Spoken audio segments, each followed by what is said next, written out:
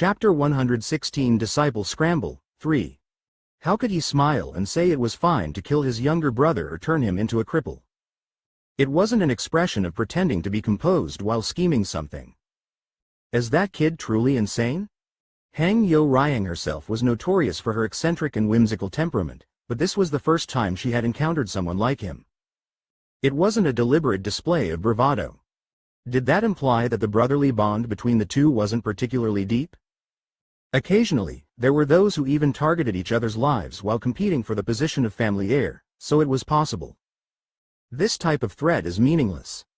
The desire to forcibly drag him away at once grew stronger. At that moment, she heard someone's voice in her ear. Valley Master Hang, contacting a student before the closing ceremony is a violation of the rules, it seems. Flinch. Startled, she turned her head to the side. The owner of the voice was Shadow Clan Master.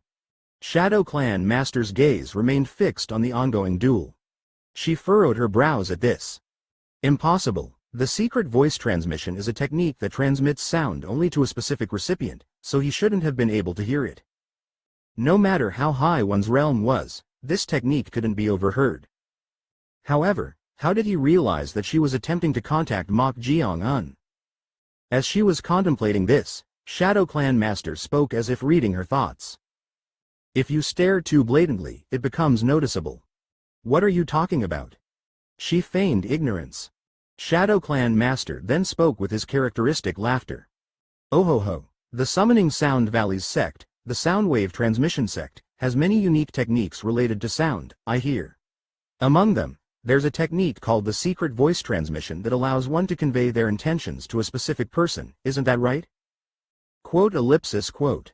At Shadow Clan Master's words, Hang Yo Ryang's expression turned cold.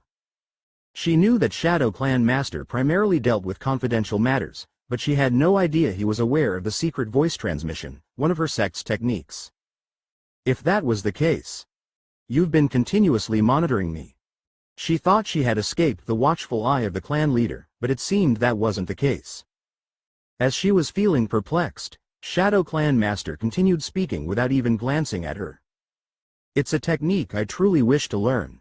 However, even within the sect, there are laws and rules to be observed, so I hope the Valley Master will keep that in mind. Quote. She didn't respond. Although she felt displeased about him knowing her sect's technique, it wouldn't be beneficial to clash with Shadow Clan Master, the eyes and ears of the clan leader. Ooh! At that moment, exclamations erupted from various directions. The reason for this was the duel unfolding in the training ground of the plaza. Ho! Even Shadow Clan Master's eyes narrowed as if surprised. It was understandable, as the duel had been almost evenly matched from the beginning.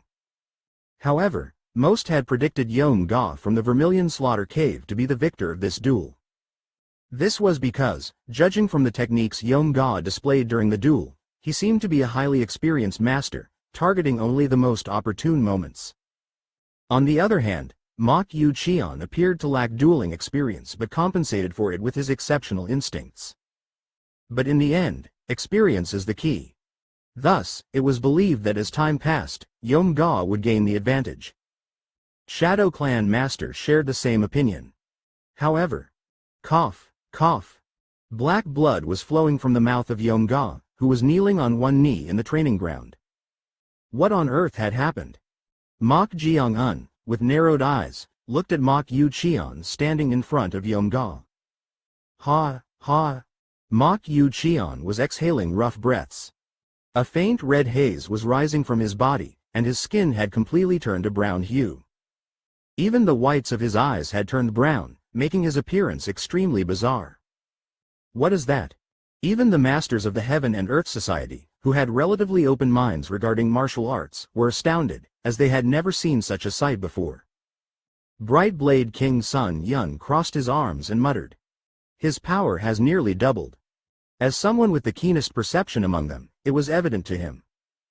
Just a moment ago, Mok Yu Cheon, who was merely at the beginning of the peak realm, had his power surge rapidly after transforming into that state. He was almost surpassing the pinnacle stage of peak realm. Thunderbolt Fist King Wan Byung Hawk also frowned and spoke in a tone of incomprehension. Could it be that the child has mastered an evil technique? Evil techniques. In martial arts, it refers to mastering techniques in a manner that deviates from the established paths. Among the masters of the demonic sects, there were occasionally those who mastered evil techniques and rapidly advanced their martial arts. However, such methods had significant side effects since they deviated from the normal path.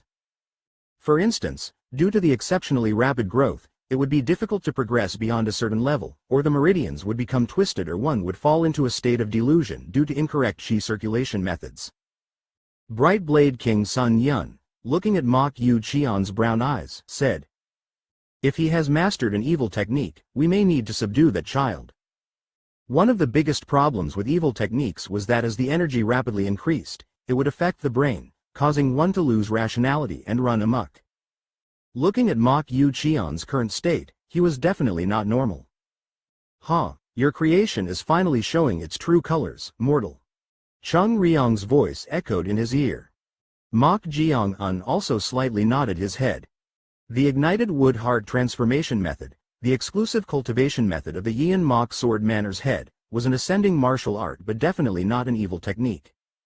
Rather, it properly followed the principles of righteous cultivation. However, the issue was that Mok Jeong had arbitrarily changed the mnemonics of the technique Mok Yu Qian had mastered. As expected, it seemed that the side effects had finally manifested. In fact, since he had tampered with the ascending martial art, the ignited wood heart transformation method, it wouldn't have been strange if such an incident had occurred at any time. The fact that it had only happened now could be considered fortunate. Judging from his appearance, he's close to a state of rampage. If he's unlucky, his meridians may completely rupture and he could die on the spot. At Chung Ryong's words, Mok Jeong untwitched the corners of his mouth. Is this a good thing? Mok Jeong had intended to dispose of Mok Yu Qian at an appropriate time. However, if he were to lose his life due to the side effects of the cultivation method in front of everyone like this, it would be convenient as there would be no need for him to take action. However, the evil spirit's condition seemed worse than expected. Cough, cough. Just now, as Mok Yu Qian's power had surged rapidly, the evil spirit had been struck in the chest, and he was continuously coughing up blood. The evil spirit, with his head lowered, glanced at Mok Jeong. From his appearance, it seemed as if he was asking what to do. As an evil spirit, he should be able to regulate the possessed body to alleviate the injuries to a certain extent, but judging from his behavior, it must not be an ordinary injury. However, if Mok Yu Qian were to use that flawed cultivation method a bit more, it could further aggravate the side effects. Mok Jeong chuckled and transmitted a message. Just endure it for a while and confront Mok Yu Qian. It was at that very moment. Thud. Suddenly, the evil spirit's eyes rolled back, and he collapsed. What on earth had happened? Although an evil spirit possessing a body would be affected by it to a certain extent, the body was essentially no different from clothing, so he should have been able to control the pain. However, why did he faint? Swish. At that moment, Mok Jeong slightly furrowed his brows. It was because the evil spirit possessing Yeom Ga's body had left it. Why did he suddenly leave the body? As he was puzzled, the evil spirit spoke to Mok Jeong. _. What, he's dead? Surprisingly, the reason the evil spirit had left the body was that Yeom Ga from the Vermilion Slaughter Cave had breathed his last. Naturally, Mok Jeong had thought he would easily win. However, that expectation had been shattered. Ads by PubFuture. _. At the evil spirit's words, Mok Jeong looked at Mok Yu Qian with narrowed eyes. According to the evil spirit, at the moment when he thought the match was over and was about to finish it, he had been caught off guard by a surprise attack, and after that, the meridians in his chest had suddenly begun to rupture. He had tried to arbitrarily repair the injured areas, but the meridians were rupturing at too fast a pace, leaving him with no options. What a coincidence. Pardon? Is this what they call a blind fish getting caught? It was difficult to understand what Chung Ryong meant. At that moment, Mok Yu Qian, still in his bizarre state with his entire body discolored, approached the fallen body of Yeom Ga and tried to reach out his hand. Right then. Bam! Someone blocked his way. It was Gwak Moon Gi, the senior warrior who assisted Li Ji Yeom, the Corpse Blood Valley Master. The match is over. Stop. Gwak Moon Gi, with a somewhat tense expression, extended his hand and showed wariness towards Mok Yu Cheon. It was understandable, as Mok Yu Cheon's appearance was extremely dangerous to anyone's eyes. He was in a state where he could go on a rampage at any moment. As Gwak Moon Gi was on guard, Mok Yu Cheon retreated about 2 steps back. His rationality still remains. At this, senior warrior Gwak Moon Gi felt relieved inwardly. If he had lost his rationality and gone berserk, it would have been a dangerous situation where they would have had to subdue him in some way. Swish. With that, Gwak Moon Gi placed his finger on the neck of the fallen Yeom Ga. Then, he frowned and looked at the platform. Upon seeing his expression, Lee Ji Yeom, the Corpse Blood Valley Master, stiffened. Oh no. He had sent him to confirm whether Yeom Ga was alive or dead because his collapsed state looked ominous. However, judging from that expression, it seemed his concerns had become reality. It was truly a perplexing situation. Deaths occurring in the Corpse Blood Valley's gates weren't a significant issue, but if a talent like Yeom Ga from the Vermilion Slaughter Cave were to die here, it would be an extremely regrettable occurrence. Of all places, it had to happen in the final gate. At that moment, upon seeing senior warrior Gwak Moon Gi's reaction, Mok Yu Cheon couldn't hide his bewilderment. What is this? Mok Yu Cheon had no intention of killing Yeom Ga in this duel. However, the moment he circulated the ignited wood heart transformation method, he had been unknowingly gripped by an immense murderous intent.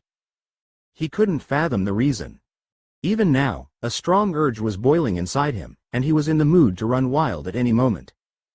Nevertheless, Mok Yu Cheon suppressed it with extreme perseverance. Stop it. Sizzle, sizzle, sizzle. Then, gradually, the color of Mok Yu Cheon's skin began to lighten.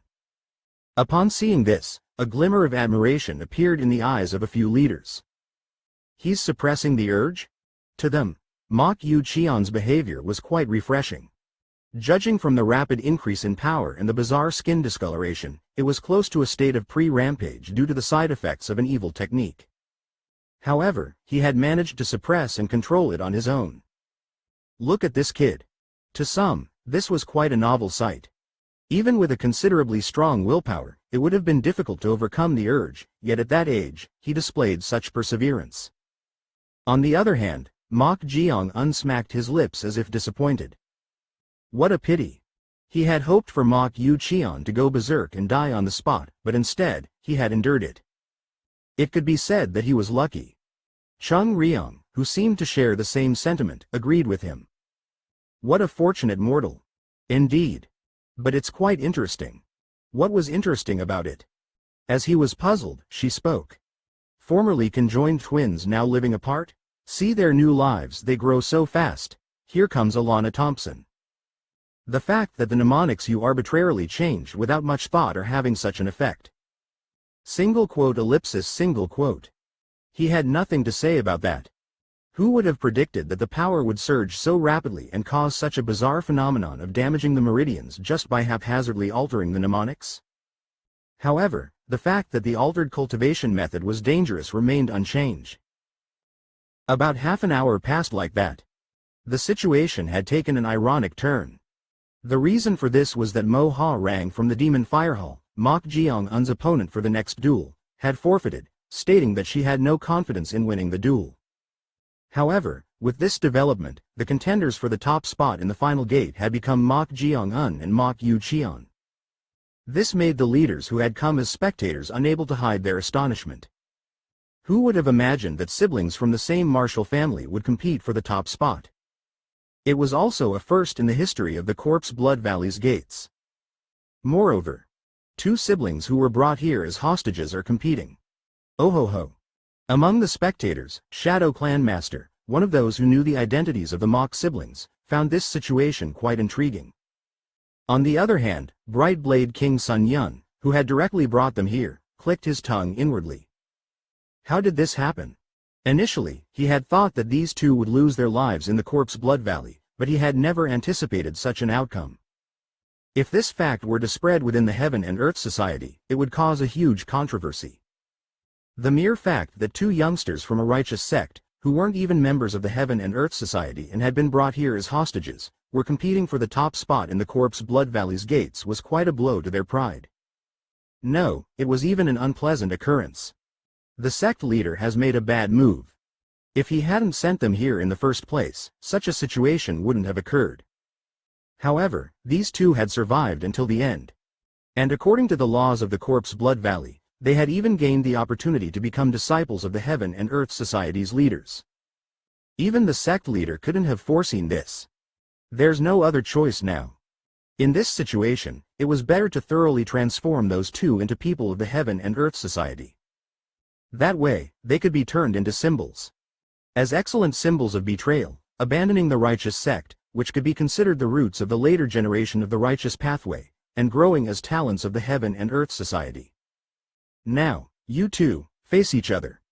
At that moment, Lee Jeong, the Corpse Blood Valley master on the platform, called them to the training ground and had them face each other. Thus, the two siblings found themselves standing face to face. Then, begin the duel. Lee Jeong shouted as he lowered his raised hand. As the starting signal was given, Mok Yu Cheon assumed a ready stance and spoke with a face full of anger. You jerk? What? Mok Jeong-un nonchalantly asked back. Then, Mok Yu Cheon narrowed the distance step by step and confronted him. You didn't properly teach me the cultivation method. At first, he hadn't been suspicious. It was because he had gone through multiple confirmation processes. However, after coming here and experiencing Mok Jeong-un's true nature, he became convinced.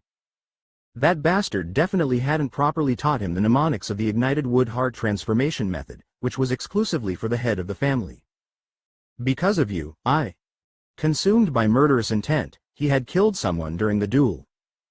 And even now, he couldn't control it and was forcibly suppressing it. No matter how estranged they were as siblings, as long as they were from the same family, he hoped that Mok Jeong-un would at least feel remorse, if not take responsibility, for his side effects. However, Mok Jeong-un smiled and said, You're realizing it only now? You're truly a magnificent fool. You. Mok Yu Cheon, with anger surging to his head, launched himself towards Mok Jeong-un. He was about to unleash the best techniques he was capable of, but... Bam! At that moment, Mok Jeong-un, with lightning speed, flicked his wrist and grabbed his neck, slamming him to the ground. Boom! Then, he whispered in his ear. How do you expect to do anything to me like this?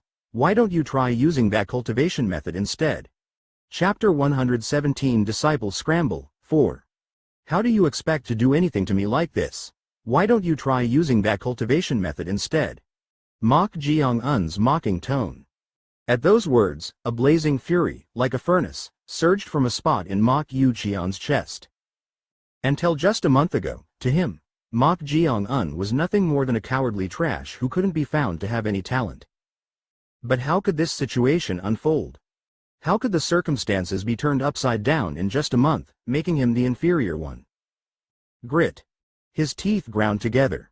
Hadn't he made bloody efforts beyond his talent to overturn the notion of his lowly birth? Yet he was being pushed back by this devilish fellow? It was becoming increasingly difficult to contain his anger. Thump, thump.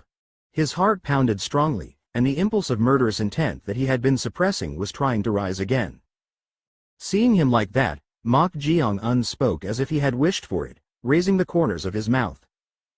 Good, that's how it should be. ! Upon hearing those words, Mok Yu Cheon felt a momentary pang of regret. In a moment of humiliation, he had almost released the impulse he had been suppressing with difficulty, unable to control his anger. Mok Yu Cheon bit his lip and suppressed his rage. He absolutely couldn't do as this fellow wished. No, I have to endure. If he were to indulge in that impulse, he wouldn't be able to control what he might do. Seeing his reaction, Mok Jeong-un chuckled. He found this aspect to be quite troublesome. Should it be called unnecessarily stubborn? However, although brief, He had experienced Mok Yu Qian in the Yian Mok sword manner and had information about him. Mok Yu Qian's reverse scale was easy to trigger. For a lowly courtesan's son, your patience is quite. Before he could even finish his sentence. Whoosh! At that moment, a strong rebound force arose from Mok Yu Qian's neck, and along with the hand grasping his neck, Mok Jeong-un's body was flung backward. Mok Jeong-un, who had been lifted nearly 3 feet in the air, somersaulted and landed on the ground. Swish! Even so, he was pushed back nearly 5 steps. Having been pushed back and regained his balance, Mok Jeong-un raised his head. So this was it. His power had surged in an instant. It seemed to have nearly doubled, already surpassing the pinnacle stage of peak realm. Seeing that, Mok Jeong-un clicked his tongue inwardly. It turned out like this. Although it was a side effect caused by the incorrect mnemonics, what were the chances of such an absurd situation occurring where the power nearly doubled? It was no different from searching for a needle in a sandy beach. Sizzle. The red mist flowing from Mok Yu Qian's entire body was ominous beyond compare. The atmosphere seemed even more dangerous due to his brown skin and whitened eyes. Seeing him like that, a glimmer of admiration appeared in Mok Jeong-un's eyes. Ah, so that's how it is. Mok Jeong-un's eyes differed from those of ordinary people. After embracing the energy of death, the death chi, and opening the ghost eyes, he could see the flow of energy. Because of that, he could witness right in front of him how Mok Yu Qian's energy was surging. The principle was quite unique. How fascinating. He had only changed a few parts of the original cultivation method's mnemonics, yet such a phenomenon occurred. No, it was more than a few parts, but it was still fascinating. The depth of martial arts seemed truly limitless. I'll kill you. It was at that very moment. Bam! Mok Yu Qian shouted at Mok Jeong-un and launched his body towards him. Perhaps due to his power nearly doubling, his speed was much faster than before. Reaching Mok Jeong-un in an instant, Mok Yu Qian threw a fist as if to shatter Mok Jeong-un's head. Tap tap tap tap tap. Mok Jeong-un employed the lightness skill and created distance just as the fist was about to touch his head. He had barely dodged it. Since he was limiting himself to the peak of the peak realm, he didn't draw out more than 20% of his internal energy, so it was more efficient to dodge than to block. Bam! However, just as he thought he had created distance, Mok Yu Qian had already caught up to him. Then, he unleashed the 9th move of the Yian Mok 9 techniques, the basic technique of the Yian Mok sword manner, the Yian eternal trading blows technique, 1. Mok Jeong-un was well aware of this technique, so he tried to dodge by predicting its trajectory, but... Bam! Ads by PubFuture. At that moment, the trajectory of the Yian eternal trading blows technique's fist technique changed, striking his left shoulder and collarbone in succession. Upon being hit, Mok Jeong-un's body was pushed back again. Swish! Seeing Mok Jeong-un being pushed back, Li Ji-yong, the Corpse Blood Valley master, stiffened his expression. It was understandable, as Li Ji-yong had confirmed the cause of death after seeing the corpse of the deceased Jeong Ga from the Vermilion Slaughter Cave. The cause of death was the rupture of all the meridians centered around the area of impact. This was completely different from a typical internal injury. So, before the duel, he had wanted to inform his liege, Mok Jeong-un, about this fact, but he couldn't due to the many watchful eyes. This is serious. Why did the liege provoke that child? Mok Yu Qian himself seemed to be restraining that impulse. However, when Mok Jeong-un said something, he couldn't contain his anger and manifested the evil technique again. Perhaps the meridians in the areas that were hit just now had ruptured. Ah! Was his guess correct? Mok Jeong-un was staggering, clutching his shoulder. Had the meridians indeed ruptured from the previous strike? At that moment, Mok Yu Qian also hesitated for a moment upon seeing Mok Jeong-un grasping his shoulder. Could it be? Mok Yu Qian looked at his palm. The sensation when he had struck Mok Jeong-un's shoulder and collarbone just now was very similar to when he had killed Jeong Ga from the Vermilion Slaughter Cave. It was a sensation as if his chi was mixed with the impulse of murderous intent. What on earth is this? If he became more accustomed to this strange sensation, it seemed like he could unleash it at will. However, now wasn't the time for that. Although he had been consumed by murderous intent due to Mok Jeong-un's provocation, he had no real desire to kill him. He just wanted to teach that devilish fellow a lesson. At that moment, Mok Jeong-un, who had been clutching his shoulder, let go of his hand and straightened his back. Seeing that, Mok Yu-cheon furrowed his brows. Yeong-ga, whom he had faced earlier, had coughed up blood and suffered in agony before meeting his demise from this strike. However, there was no abnormality in Mok Jeong-un's complexion. Was he unaffected? Is this all you've got? Mok Jeong-un's mocking tone. Upon hearing this, Mok Yu-cheon's eyes turned fierce. He had been foolish to sympathize with him for a moment, thinking he might die. It's disappointing. Is this the limit of your lowly birth? Grit. The red mist surged even more strongly from Mok Yu-cheon's entire body. Then, his veins bulged prominently. The more his emotions intensified, the more it seemed to affect his chi circulation. Bastard. Mok Yu-cheon clenched his fists tightly. It was rather fortunate. Unlike Yeong-ga, if he were hit in areas like the shoulder, it seemed he could avoid a fatal injury, so he needed to make it so that Mok Jeong-un couldn't use his limbs for a while. That way, he would come to his senses. Bam! Mok Yu-cheon, consumed by the impulse of murderous intent, launched his body towards Mok Jeong-un again. In response, Mok Jeong-un also moved accordingly. This time, instead of retreating, he launched his body head-on towards the charging Mok Yu-cheon. They both charged towards each other. Bam! Mok Yu-cheon's movement was even faster. In an instant, a fist flew towards Mok Jeong-un's face as if to pierce through it. Mok Jeong-un moved his head to dodge it and then kicked towards Mok Yu-cheon's abdomen. Bam! Mok Yu-cheon, who was hit in the abdomen, snorted. As if it didn't hurt at all, he tried to strike down Mok Jeong-un's leg to break it in that state. However, bam! Mok Jeong-un twisted his body and kicked Mok Yu-cheon's face with his other leg. Mok Yu-cheon dodged it with a half step and succeeded in landing a strike on Mok Jeong-un's thigh. Bam!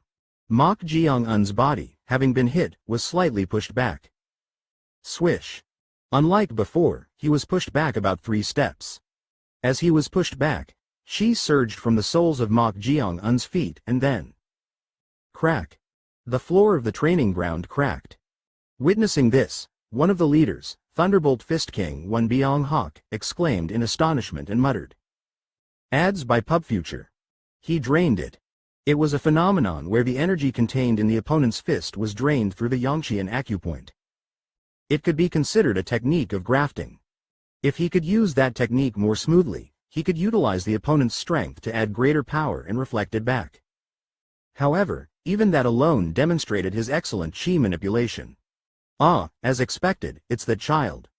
Seeing this, his desire for Mok Jeong-un intensified even more. That fellow was undoubtedly a talent who could not only complete the secret technique of the true origin lightning fist but also further develop it. At that moment, Mok Jeong-un once again mocked Mok Yu-cheon. How mediocre. Enraged, Mok Yu-cheon launched his body towards Mok Jeong-un once more. Bam! Why is it? Mok Yu-cheon, consumed by the impulse of murderous intent, became more impatient as his anger grew. His power had surged, making him superior to Mok Jeong-un in every aspect, yet why couldn't he defeat him? Did he need even stronger power? Mok Yu-cheon tried to draw out more energy by operating the flawed ignited wood heart transformation method. It was at that very moment. Snap! As if the string of rationality had snapped, Mok Yu-cheon's eyes completely turned brown. Then, he let out a roar like a beast. Roar! At the power-infused scream reminiscent of a lion's roar, the warriors nearby simultaneously covered their ears. Crack! Screech!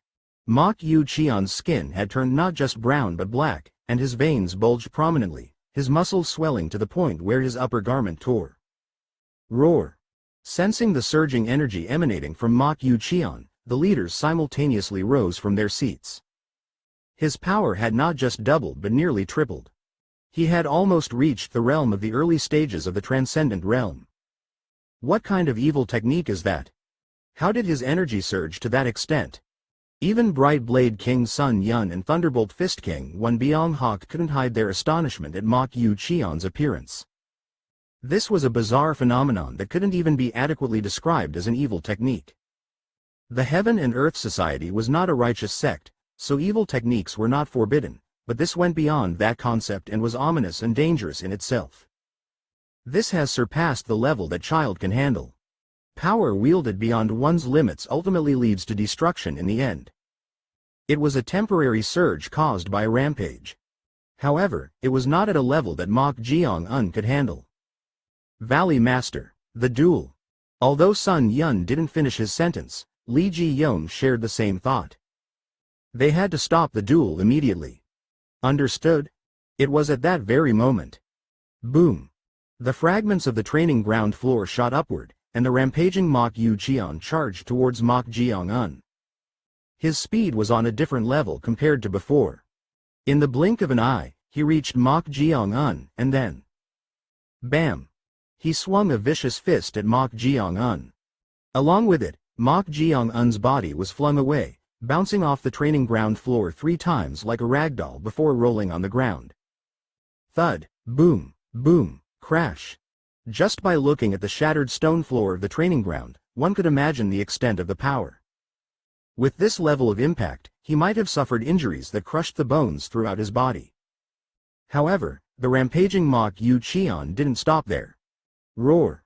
Letting out another monstrous scream, he tried to charge towards the fallen Mok Jeong. Right at that moment. Bam! Boom! Mok Yu Cheon, who had been charging forward, stumbled and fell. Someone of a large stature was grasping the back of his neck, none other than Bright Blade King Sun Yun. However, Sun Yun wasn't the only one restraining him. At some point, Thunderbolt Fist King Wan Byung Hak was standing right in front of Mok Yu Cheon, his fist drawn back, ready to unleash an explosive force at any moment. Bam bam! Roar! Mok Yu Cheon, suppressed by Bright Blade King Sun Yun's hand, tried to resist. Thanks to his surging power, his entire body shook. However, no matter how strong he had become, there was no way he could surpass the power of Bright Blade King Sun Yun, who had reached the pinnacle stage of transcendent realm. Stay still. Boom! Sun Yun pressed down on Mok Yu Cheon's neck even more forcefully. Thunderbolt Fist King. Formerly conjoined twins now living apart? See their new lives. Step aside, Anaconda and Titanoboa. There's an even bigger snake. While holding Mok Yu Cheon down, Sun Yun called out to Thunderbolt Fist King Wan Byung Hak. It meant to quickly subdue his acupoints.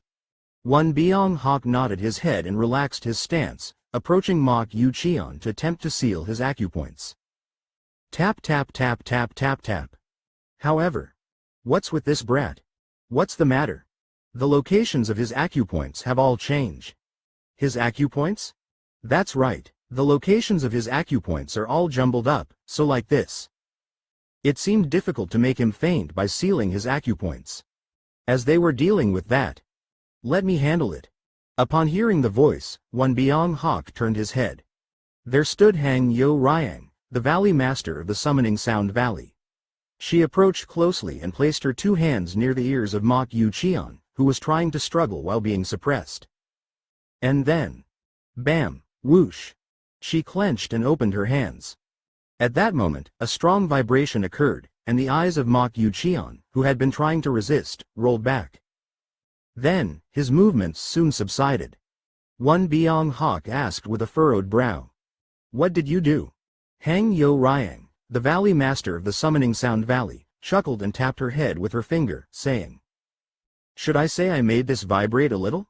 She had used sound techniques to create vibrations, shaking Mok Yu Cheon's brain through his eardrums. Is this when the expression, the skull is ringing, is used? No matter how strong he was, unable to endure the vibrations coming from both sides, Mok Yu Cheon had lost consciousness. Thump thump thump. At that moment, Mok Yu Cheon's swollen muscles subsided. Not only that, but his blackened skin also regained its original color. Finding this strange, Sun Yun checked his acupoints. The surging energy is subsiding. However, it was as expected. Some of the meridians throughout his body had swollen due to the surging power, and some had even ruptured, and his danjon had also become quite unstable. Strange. How strange. In this state, it wouldn't have been surprising if all his meridians had ruptured. However, its stopping at only some parts was fortunate. If not, Mok Yu-cheon would have not only lost his martial arts but also become disabled or crippled throughout his entire body. It could be said that it was fortunate that they had rushed in. What about that child? Sun Yun removed his hand from Mok Yu-cheon's acupoints and looked at the place where Mok Jeong-un had been flung away. Li Ji-yong, the corpse Blood Valley master, was there. Seeing this, he clicked his tongue. To think it would turn out like this while determining the final top ranker. It was truly an ironic situation. Although Mok Yu-cheon's condition wasn't very good, if he had been hit with a strike like before, Mok Jeong-un's body would have been nearly shattered as well. As he was thinking that, at that moment, Mok Jeong-un was seen staggering and getting up from his spot. Single quote exclamation mark question mark single quote. Seeing that, the eyes of the leaders, including Sun Yun, glimmered with admiration. Did he endure such a tremendous strike? At that moment, Li Ji-yong, who was beside him, whispered to Mok Jeong-un with surprised eyes. "My liege, are you all right?" He had thought that Mok Jeong-un would have suffered severe injuries from the surging strike that nearly reached the early stage of Transcendent Realm. However, Mok Jeong-un smiled as if nothing had happened and said, "I'm fine. But with that level of strike just now. At this level, it's correct that I couldn't dodge it." Pardon? What did he mean by that? At this level, he couldn't dodge it? What on earth was he talking about? As he was wondering, Mok Jeong-un lightly moved his neck and stretched it. Crack, crack. Deliberately taking the hit and pretending to be in pain is quite a task. Ha! At those words, Li Ji-yong was momentarily dumbfounded. Did he mean that he had deliberately taken that tremendous strike? However, what was surprising was not that, but rather, he was even more astonished by Mok Jeong-un's appearance, who truly seemed unharmed. But the surprises didn't end there. But thanks to seeing it up close, I learned something good. Pardon? What did he mean by that? As he was puzzled. Bulge, bulge. At that moment, the veins on Mok Jeong-un's left hand bulged prominently, and soon, the muscles up to his wrist swelled, and his skin turned black. Single quote exclamation mark exclamation mark exclamation mark exclamation mark exclamation mark single quote. Chapter 118 Choice 1. Bulge, bulge. At that moment, the veins on Mok Jeong-un's left hand bulged prominently, and soon, the muscles up to his wrist swelled, and his skin turned black. Single quote exclamation mark exclamation mark exclamation mark exclamation mark exclamation mark single quote. Seeing this, the eyes of Li Ji-yong, the corpse Blood Valley master, widened. The phenomenon occurring in Mok Jeong-un's left wrist was almost identical to what had happened to Mok Yu-cheon's body during his rampage. The only difference was that it was limited to his wrist. No, what on earth? To the astonished Li Ji-yong, Mok Jeong-un spoke nonchalantly. "It seems to put a lot of strain on the meridians, perhaps because I changed the location of the acupoints and detonated the internal energy. But if I apply it only to a part of the body without going berserk, it seems quite useful. What do you think?" Quote ellipsis quote. At this question, Li Ji-yong was at a loss for words. Was this even possible? If he had said that he had thoroughly examined Mok Yu-cheon's body, explored the circulation paths, and found a way to utilize it like this after numerous studies, it would have been understandable. But how did he do this? Why are you like that? Does it seem lacking in utility? That's... oh my. What should he say? It wasn't a realm that could be understood with the thinking of an ordinary person. No, rather than that, it might be possible because Mok Jeong-un, or rather his liege possessing his body, was a deceased spirit. This seemed difficult for even martial artists with innate talent to replicate, let alone their martial prowess. Who could reproduce and utilize it like this just by observing it? Moreover, it was no different from the rampage of an evil technique. Perhaps his words about surpassing the wall within 3 years weren't empty. However, there was something Li Ji-yong didn't know. It was the fact that Mok Jeong unaccurately remembered the incorrect mnemonics he had taught Mok Yu Cheon from the beginning. If utilized well, it should be fine. Based on this, Mok Jeong had visually confirmed how Mok Yu Cheon's circulation paths and energy worked, which was why he could replicate it like this. Even Chung Ryong clicked her tongue in admiration of Mok Jeong-un's talent. This brat. How did he come up with the idea to make it his own like this? In her eyes, Mok Jeong-un's development speed and open-mindedness were not just surprising but also terrifying. Even with the ghost eyes of the deceased, this brat was truly a monster. It might not be an impossible feat. Perhaps fulfilling her grudge wasn't an entirely impossible task. Because of that, her emotions were further heightened. At that moment, Mok Jeong-un muttered while releasing his blackened hand to its original state. What should I call it? This was an evil technique that changed the locations of the acupoints. Considering that, since it's an evil technique that arbitrarily changes the acupoints, I should call it the reversed acupoint evil technique. Reversed acupoint evil technique, 1. Thus, another potential emerged for Mok Jeong-un.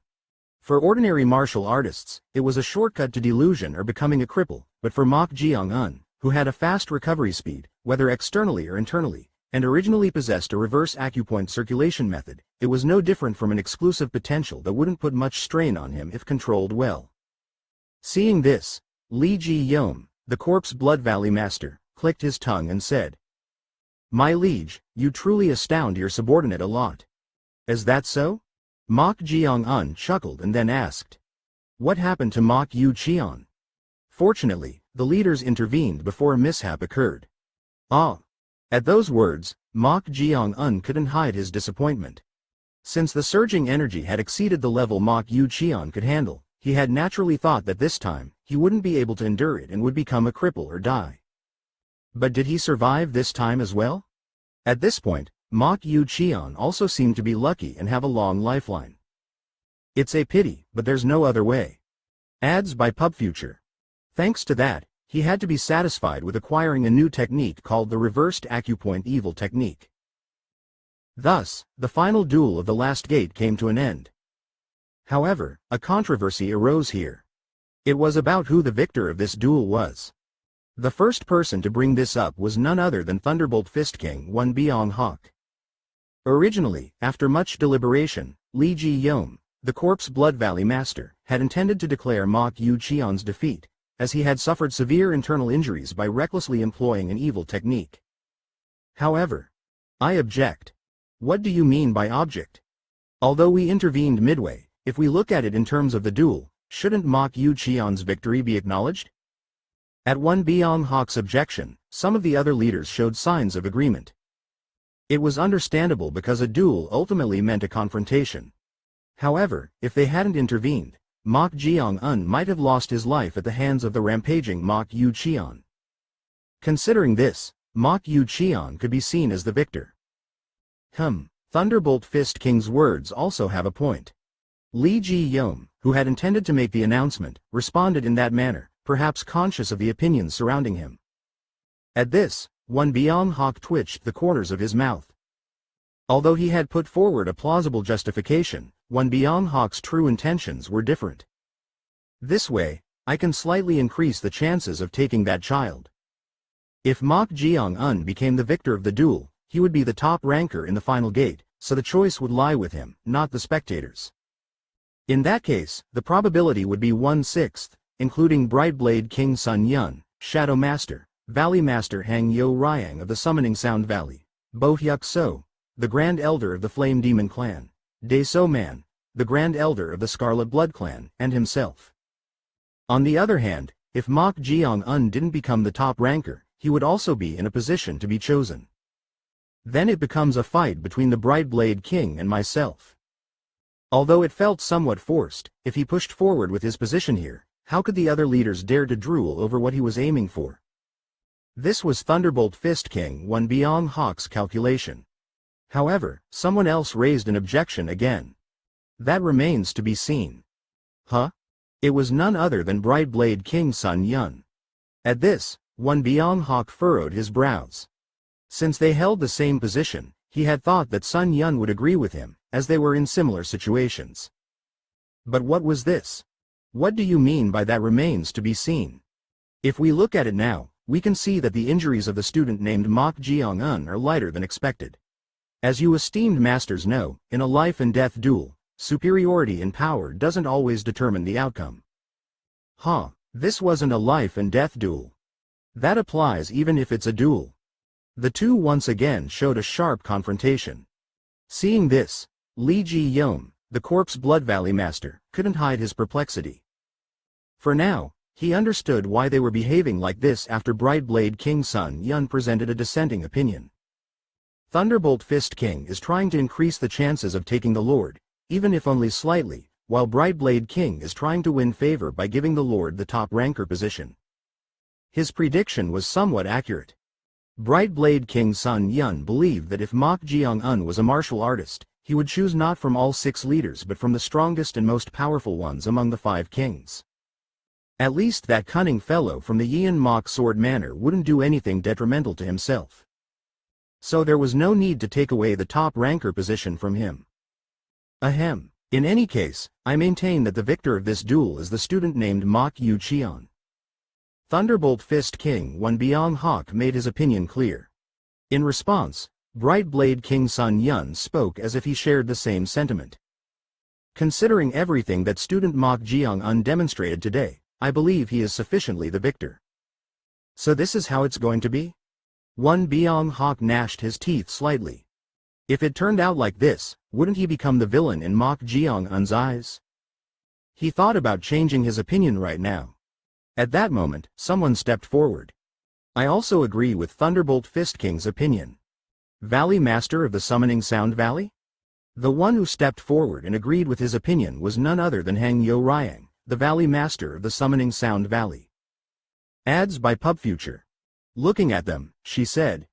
Of course, it's clear that the student named Mok Jeong possesses exceptional martial talent, but if we consider the purpose of this duel, we should reach a conclusion in line with that purpose. Purpose? Brightblade King Sun Yun raised one of his eyebrows. As expected from their adversarial relationship, the corners of Hang Yo Ryang's mouth rose even more at this reaction. Yes, the purpose. Our sect recognizes evil techniques as martial arts. Even if he went berserk, the fact that the student named Mok Yu Cheon overwhelmed Mok Jeong for a moment doesn't change. Isn't that right? At her words, the two supreme leaders glanced at each other and nodded their heads. In fact, her words also had a point. Do you think this Valley Master will easily concede? Hang Yo Ryang also coveted Mok Jeong.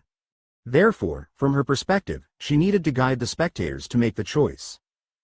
Since she had already confirmed through voice transmission that Mok Jeong had no intention of choosing her, it was all the more necessary to solidify Mok Yu Cheon's victory. She had no intention of backing down from the Chi battle with the two kings.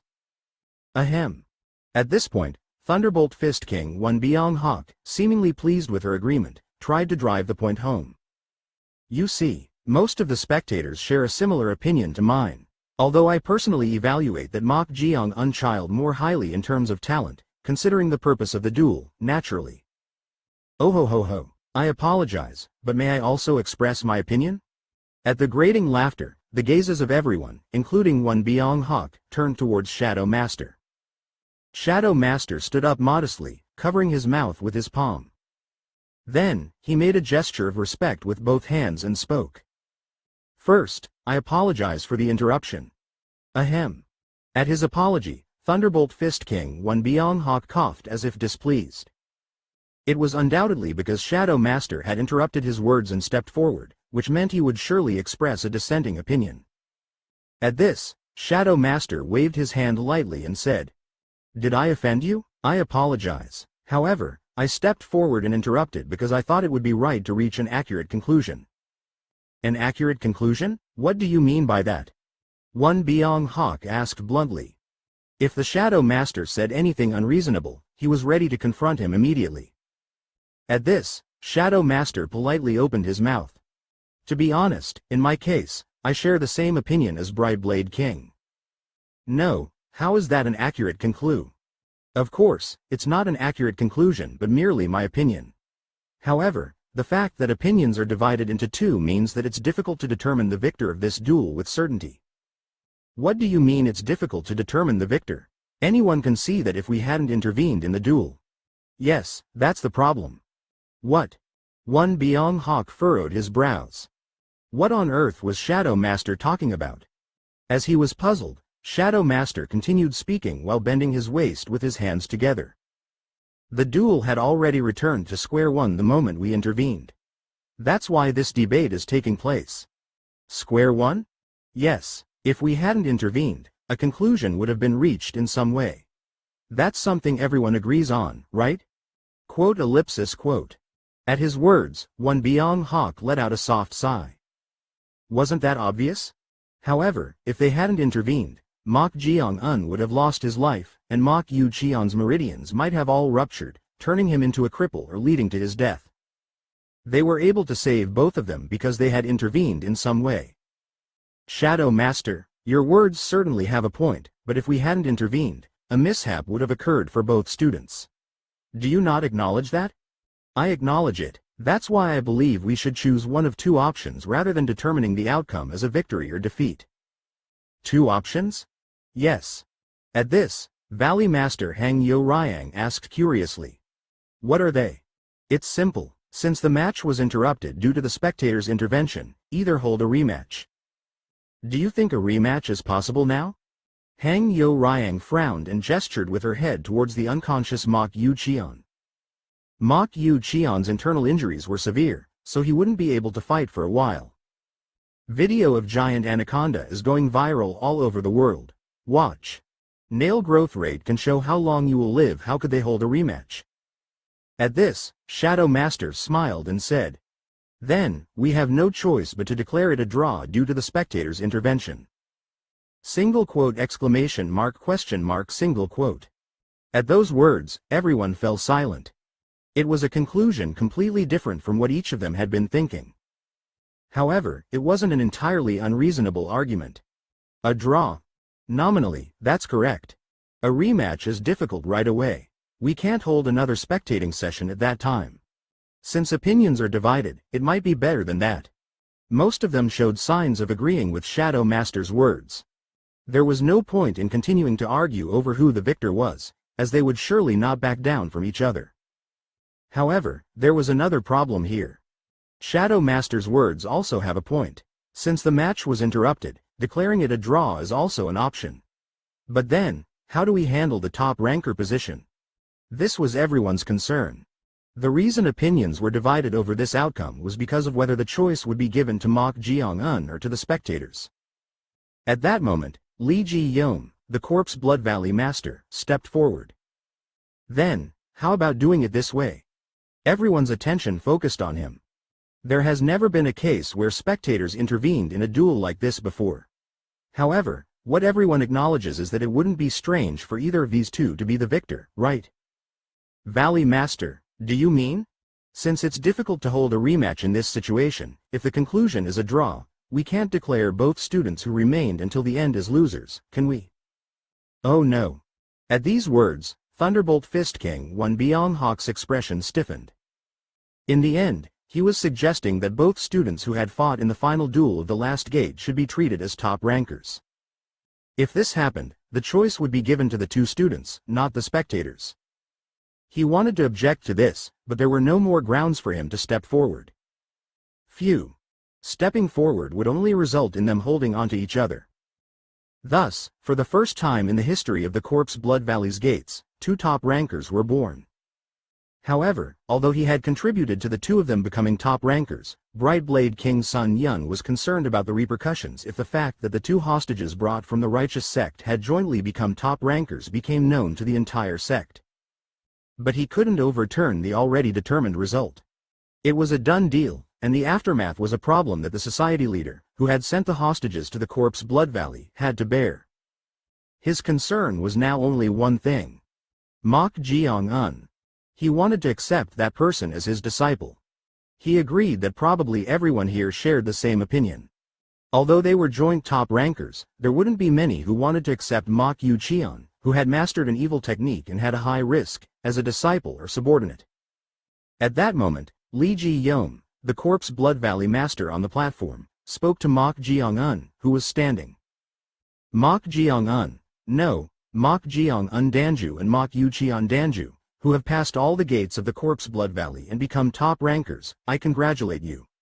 As mentioned earlier, as a benefit of becoming top rankers, the two clan leaders have been given the opportunity to choose from the leaders who have spectated here. The moment of choice had finally arrived. Who would he choose? Since the choice lay with Mok Jeong-un, no matter how high-ranking the leaders were, most of them couldn't help but have eyes filled with tension and anticipation. At that moment, Mok Jeong-un politely made a gesture of respect towards the leaders sitting in front of the platform, raised his head, and spoke courteously. I apologize. All the leaders are such excellent individuals that it's difficult for me to conclude who to choose. What did he mean by that? As they were puzzled, Mok Jeong-un smiled and said, So, I will speak frankly. No matter what, I want to go to the one who earnestly desires me. If there is such a person, it would be great if you could raise your right hand slightly. Swish. At Mok Jeong-un's words, the leaders simultaneously raised their hands slightly, as if it didn't matter who was first. Coincidentally, it was all 6 leaders. They all glanced at each other, revealing an uncomfortable air. It was the expected result. Then, Mok Jeong-un twitched his lips and said, This is quite a predicament. Everyone wants me. Quote. Then, there's no other way. For the sake of fairness, I will say this. Please don't be too angry. If I were to choose you, what benefits would there be? I would like each leader to tell me one by one. Single quote exclamation mark question mark single quote. At Mok Jeong-un's words, the 6 leaders simultaneously furrowed their brows. This was no different from telling those who wanted to take him to present a suitable price for him, wasn't it? Chapter 119 Choice 2. Then, there's no other way. For the sake of fairness, I will say this. Please don't be too angry. If I were to choose you, what benefits would there be? I would like each leader to tell me one by one. Single quote exclamation mark question mark single quote. At Mok Jeong-un's words, the 6 leaders simultaneously furrowed their brows. This was no different from telling those who wanted to take him to present a suitable price for him, wasn't it? At this, Bo Hyuk-so, the Grand Elder of the Flame Demon clan, couldn't hold back and opened his mouth. How impudent! If you think the benefit of becoming the top ranker is some great privilege, you are gravely mistaken.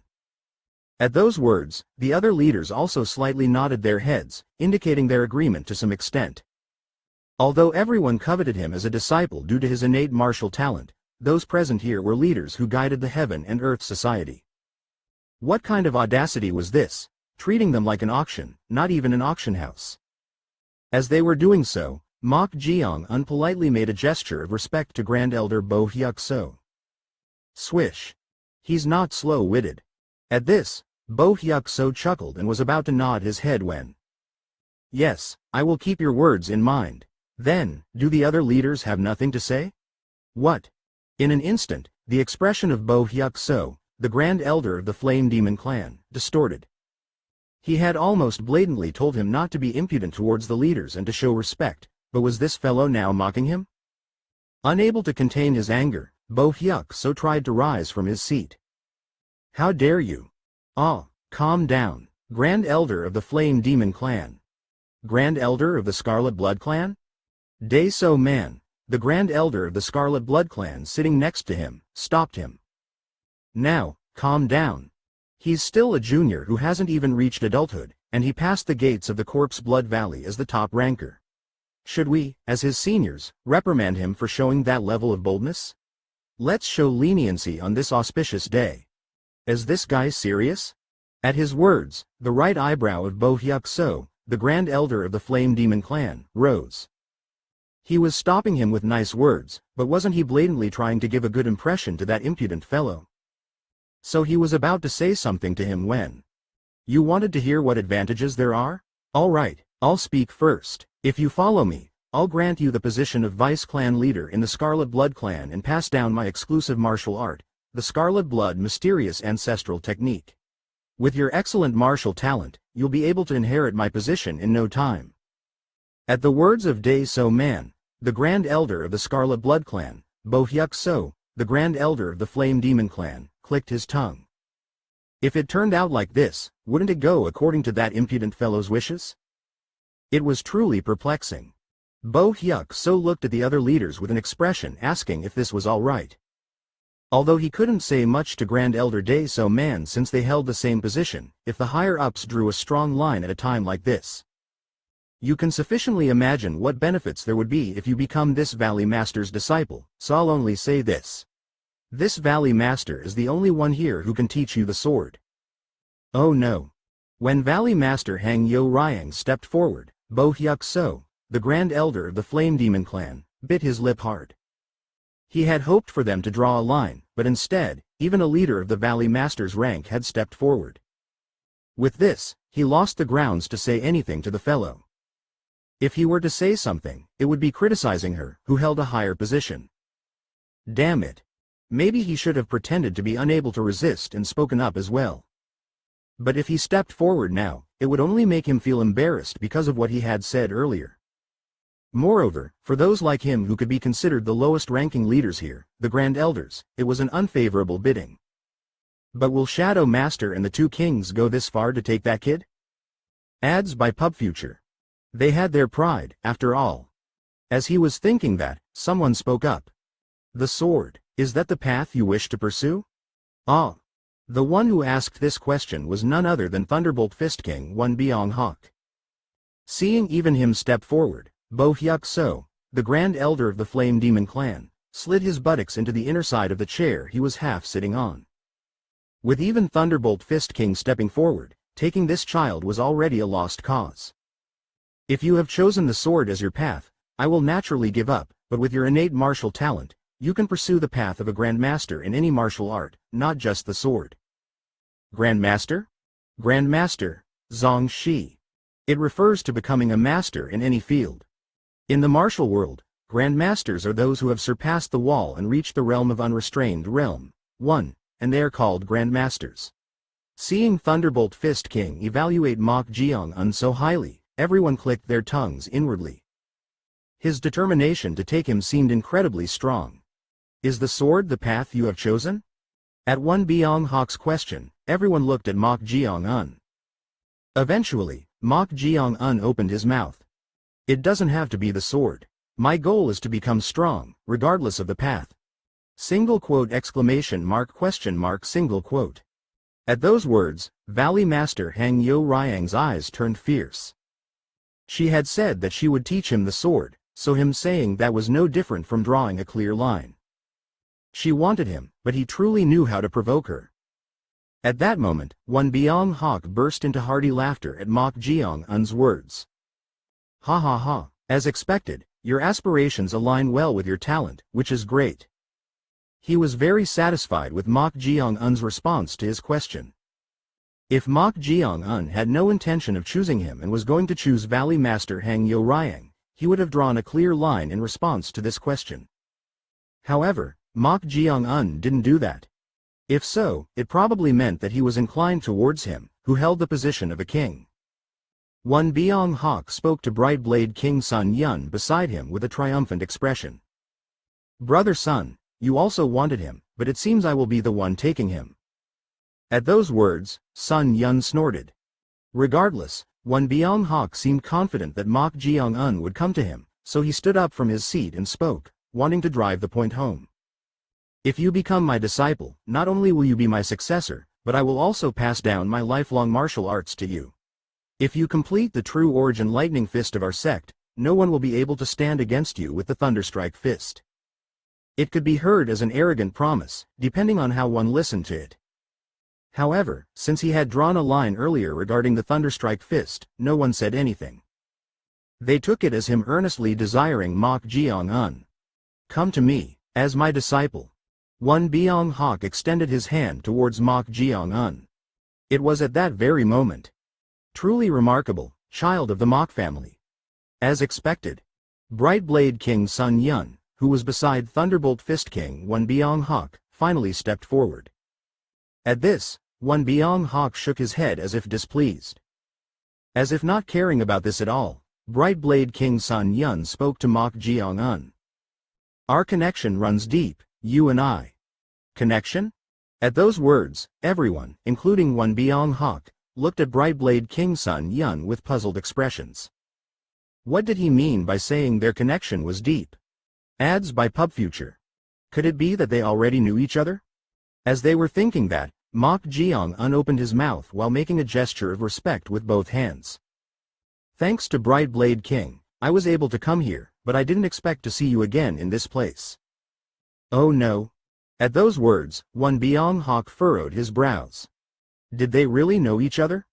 But why didn't they show any signs of it until just now? Was it intentional? To make him harbor false hopes and then feel deprived? If that was the case, he couldn't help but feel quite displeased. As he was doing so, Brightblade King Sun Yun continued speaking. Remarkable. Even then, I thought your talent was outstanding, but I never imagined you would survive here. Should I say it was a good experience, thanks to you? At those words, a glimmer of admiration appeared in Sun Yun's eyes. He had thought that Mok Jeong-un might resent him for making him suffer in the Corpse Blood Valley, but surprisingly, he spoke about it so calmly, which was unexpected. In fact, there was no trace of resentment in his eyes. Not bad. He had thought Mok Jeong-un was just cunning, but seeing him show such composure, he took a liking to him. With that, he wanted to confirm one thing. There's something I want to ask you. Something you want to ask? That's right. Please, ask away. If given the opportunity, do you have the desire to return? At that question, everyone couldn't hide their puzzlement. What did he mean by that? It was difficult to understand the meaning behind this question. However, not everyone was like that. Is that so? Oh ho ho. Shadow Master, who knew the fact that Mok Jeong-un's origin was as a hostage from the Yeon Mok Sword Manor of the Righteous Sect, understood the gist of the question and nodded his head. Indeed, this was an important question. He was also interested in Mok Jeong-un, but since his roots lay in the Righteous Sect, he wanted to confirm this. If Mok Jeong-un had intentions towards the Righteous Sect, accepting him as a disciple would be a futile act. At that moment, Mok Jeong-un opened his mouth.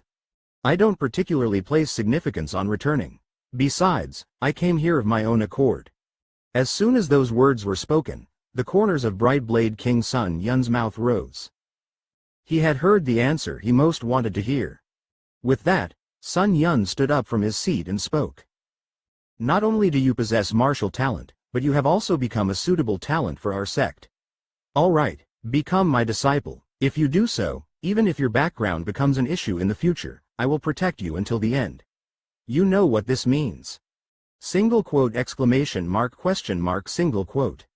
At those words, the other leaders murmured softly. What did he mean by background? Come to think of it, they were curious about which sect these siblings, who had jointly become top rankers in this Corpse Blood Valley's gates, belonged to. At this, Valley Master Hang Yo Ryang opened her mouth. What do you mean by background? What did you just say? It's exactly as you heard. Exactly? So, Brightblade King, you're saying you know that child's background, and it's something that could be problematic? Video with UFOs goes viral and scares people. Meet the equine woman. You'll be awed by her videos. At this question, Lee Ji-young, the Corpse Blood Valley master on the platform, showed a perplexed expression. Although his liege was possessing him, that shell could be considered the son of the Yeon Mok Sword Manor of the Righteous Sect. If his identity were to be revealed, the repercussions would be quite significant. Was it intentional?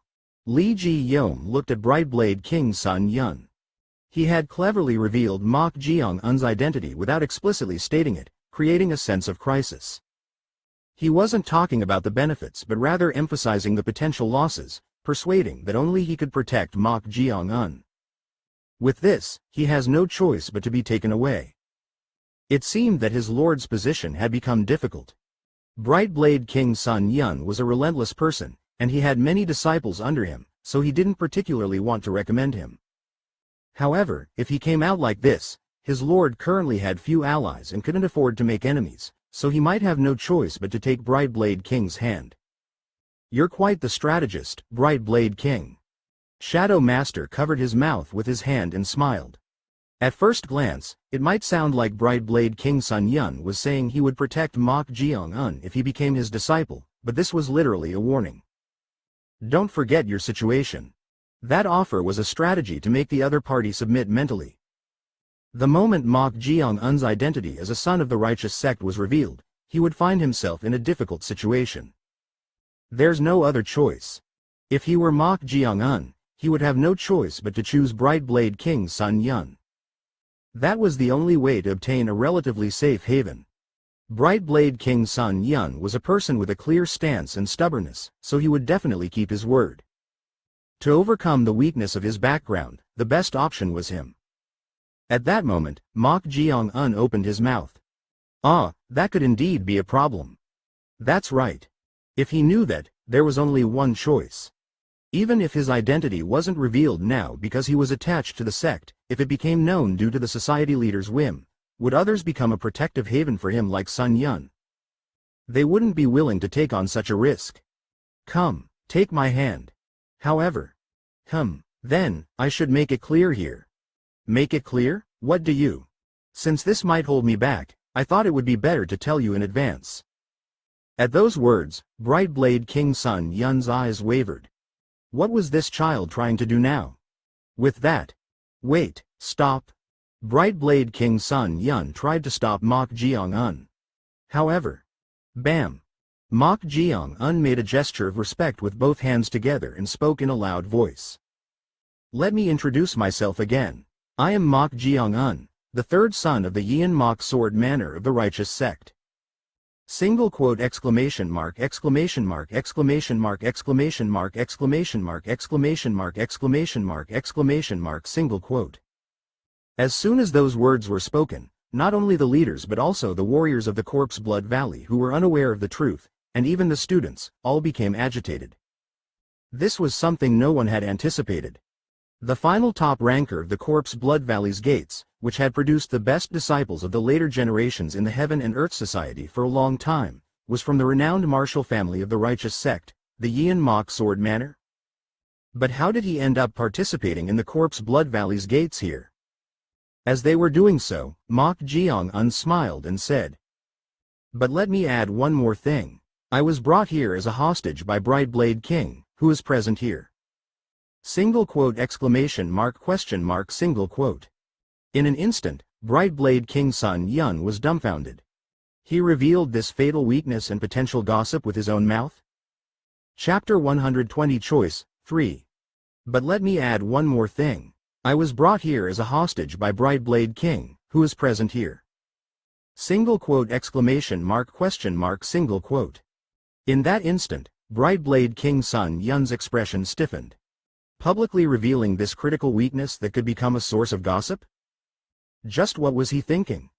Even if it was outside the fortress, this place was still within the territory of the Heaven and Earth Society, and everyone here belonged to the Heaven and Earth Society. To reveal this inside the Heaven and Earth Society, whose internal factions had long vied for dominance in the martial world with the Righteous faction, to the point where calling them mortal enemies would be no exaggeration, was truly a foolish choice. Murmur. He's from the Righteous faction? The Righteous faction? The atmosphere quickly heated up as murmurs arose from all around. It was the same for the other trainees. Mok Jeong-un's forcibly sworn followers, Mu Jang Yak and Demon Firehall's Mo Ha Rang, couldn't hide their shock either, glaring at him with dumbfounded expressions. At the very least, they had thought Mok Jeong-un was from a small or medium-sized faction under the Heaven and Earth Society, even if he was a nameless one. But the Righteous faction? Then, I've sworn loyalty to someone from the Righteous faction? How could this be? The two individuals' faces were instantly colored with humiliation. Oh ho, what a vexing child. Knowing his true identity, a man who was one of the few, the Shadow Master, clicked his tongue inwardly while looking at Mok Jeong-un. Right now, Mok Jeong-un had practically revealed his identity in the middle of enemy territory. Even if he was here as a hostage. To the Heaven and Earth Society martial artists, those from the Righteous faction must be rejected as enemies. This was true for everyone, regardless of age or gender. Especially for the younger generation of promising talents, as they had been educated by their parents and teachers from a young age, the animosity was passed down even more strongly. It wouldn't be surprising if a commotion broke out at any moment. Thud. The Yian Mok Sword Manor? Did you just say the righteous faction's Yian Mok Sword Manor? As expected, someone jumped up from their seat. It was the Grand Elder of the Flame Demon clan, Bo Hyuk So. Having lost his father in the battle against the Wasan faction, his hatred for the righteous faction ran deep. But when Mok Jeong-un's identity was revealed to be none other than a member of the righteous faction, he reacted intensely. How could a mere righteous faction underling enter the Corpse Blood Valley, which can be called the gateway to the great heaven and earth society? Kneel. Whoosh. Bo Hyuk So shattered the armrest of his chair with a single strike. Then, imbuing the shattered, pointed piece of the armrest with his internal energy, he hurled it towards Mok Jeong-un's thigh. It was at a tremendous speed. However, Mok Jeong-un calmly unleashed his footwork, stepping back and evading it. Crack. The armrest piece pierced the stone floor of the plaza right in front of Mok Jeong-un, embedding halfway. It seemed he had intended to impale Mok Jeong-un's leg with this. Dodged it? Good. Then, I, the Flame Demon Grand Elder, will personally make you kneel. The Flame Demon clan's Grand Elder, Bo Hyuk So, was about to stomp his foot and step forward. At that moment, someone blocked his way. Grand Elder of the Flame Demon clan. Stop. It was none other than the Corpse Blood Valley Master, Lee Ji-yeom. As Lee Ji-yeom blocked his path, Bo Hyuk So raised his voice with a flushed face. Valley Master, what in the world is the meaning of this? How can a mere righteous faction underling be here? Surely you couldn't have been unaware, right? At this question, Lee Ji-yeom couldn't hide his tremendous discomfort. Because the one possessing the body was from a renowned righteous faction family, he thought he wouldn't carelessly reveal the identity of his vessel. But he didn't expect him to suddenly make it public like this. This is troublesome. The problem wasn't just that he revealed it, but also that the society leader had ordered to keep the identities of the two Mok brothers, who were brought here as hostages, a secret. It was a direct order from the society leader, so it had to be followed. If he were to disregard it in the middle of all this attention, the society leader would certainly use it as an excuse to pressure him. Should I remain silent? However, for the sake of his liege, this had to be revealed. That was the duty of a subordinate. With this, Lee Ji-yeom was about to reveal that it was an order from the society leader and that there had been instructions to keep it a secret. This is... Before he could finish his words, inserting the Yian Mok Sword Manor's hostages into the Corpse Blood Valley entrance was an order from above. So, don't raise any more objections. Grand Elder of the Flame Demon clan. Isn't that right, Brightblade King? The one who stepped forward before Lee Ji-yeom could speak was none other than the Brightblade King, Sun Yun. Seeing Sun Yun take action, Mok Jeong-un's eyes glinted with interest. He had expected Sun Yun to show anger after he willingly exposed his own weakness, which Sun Yun had intended to use against him. Instead, he was unexpectedly trying to resolve the situation. An order from above, what do you mean by? I advise against discussing this matter further. Quote. At Sun Yun's warning, the Grand Elder of the Flame Demon clan, Bo Hyuk So, closed his mouth. If it was an order from the upper echelons above the Five Kings, then it was beyond the line where he could step in and argue. I understand. As Sun Yun responded and sat back down, the Corpse Blood Valley Master, Lee Ji-yeom, let out a sigh of relief and sent a grateful look towards the Brightblade King, Sun Yun. Thanks to Sun Yun stepping in first, saying it was an order from above, the difficult situation was resolved. However, despite his lord's unexpected actions, seeing him step in to resolve the matter like this showed that he truly wanted to accept him as his disciple. Even if there might be dissatisfaction arising from accepting a hostage from the righteous faction as a disciple, he was willing to take on that risk, which was indeed remarkable. Well, if he hadn't known that his liege was residing in that body, he himself would have been tempted to take him as a disciple. But right then, I find it hard to accept. The owner of the displeased voice was none other than Hang Yo-ryang, the Summoning Sound Valley Master. Just a moment ago, she had been desperate to have Mok Jeong-un, but now she was glaring at him with eyes full of hostility. Sun Yun spoke to her. What is it that you find hard to accept? Even if it was an unavoidable order from above, if we hadn't known about this fact, one of us would have almost accepted a hostage from the righteous faction as a disciple, wouldn't we?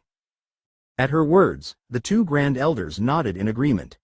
Even if it was an order from above, he was still a hostage from the righteous faction.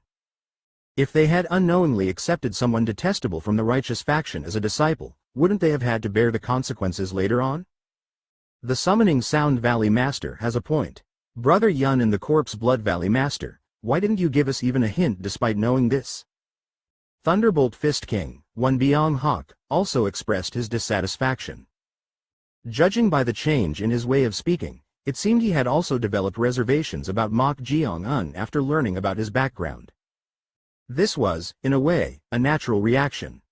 At that moment, the Summoning Sound Valley Master, Hang Yo Ryang, smiled bitterly and said, "Ah, now I understand. Now you understand? Yes, if it was an order from above to send the righteous factions hostage to Corpse Blood Valley, then perhaps the original purpose was something else, wasn't it? We all know well what kind of place Corpse Blood Valley is." Quote. At her words, the others showed gazes of agreement. Corpse Blood Valley was a place from which it was difficult to come out alive once you entered.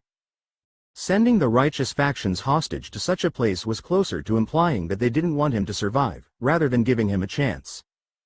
Perhaps those above also intended for that, but things didn't go as expected? Don't cross the line. Summoning Sound Valley Master. Ads by PubFuture.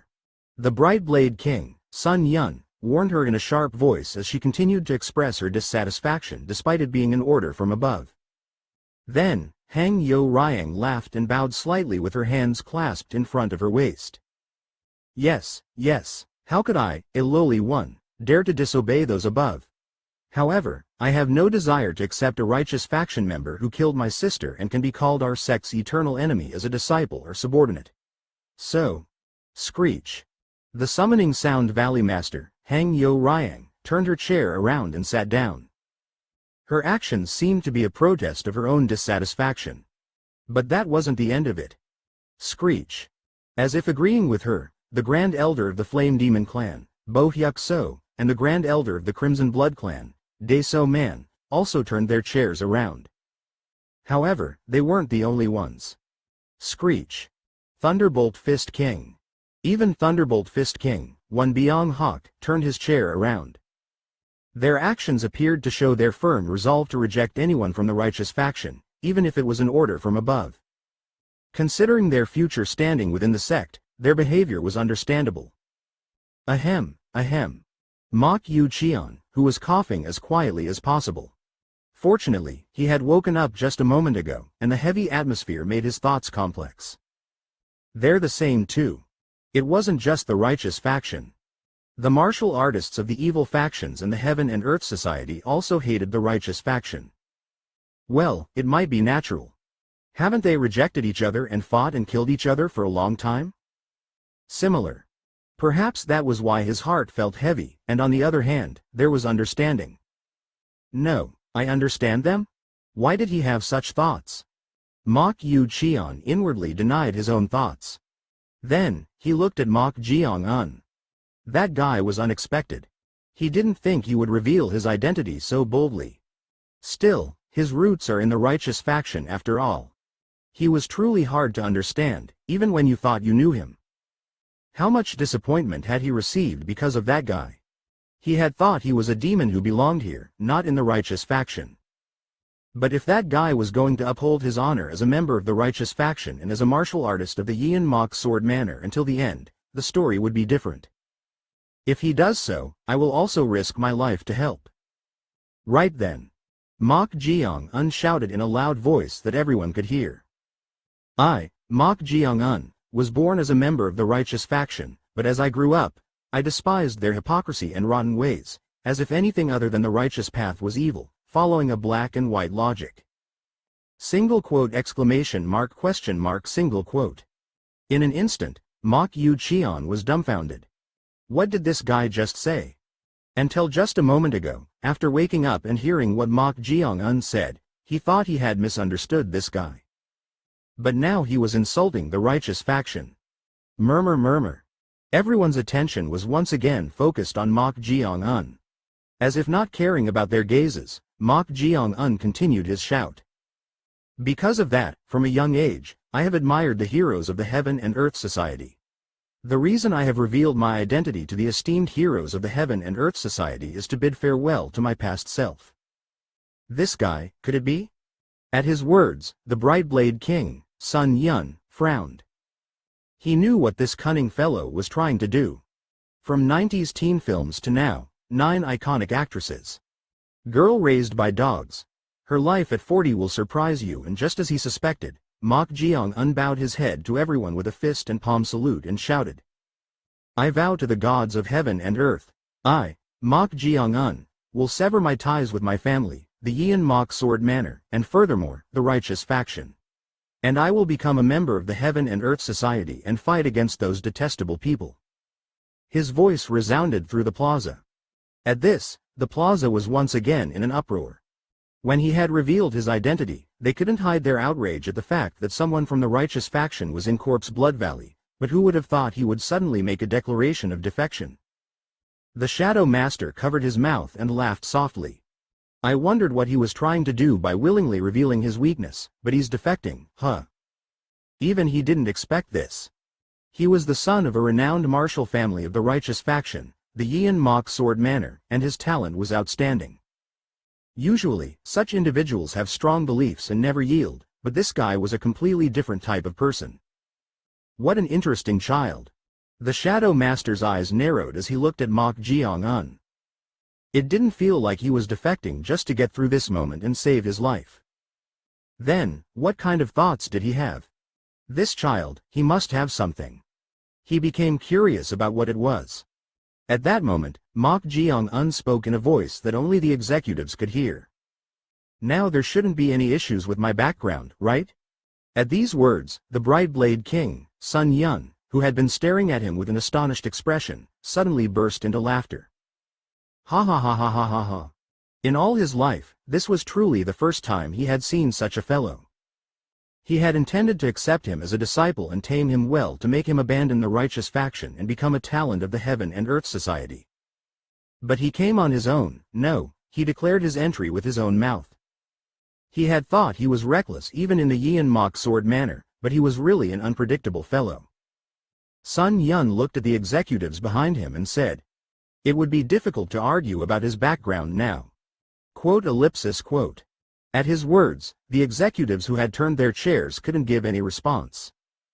They had already shown their will to reject him based on his background, so if they changed their attitude now because of his declaration of defection, how unsightly would that be? Seeing their reactions, Sun Yun thought it was rather fortunate. In the end, he'll come to my side.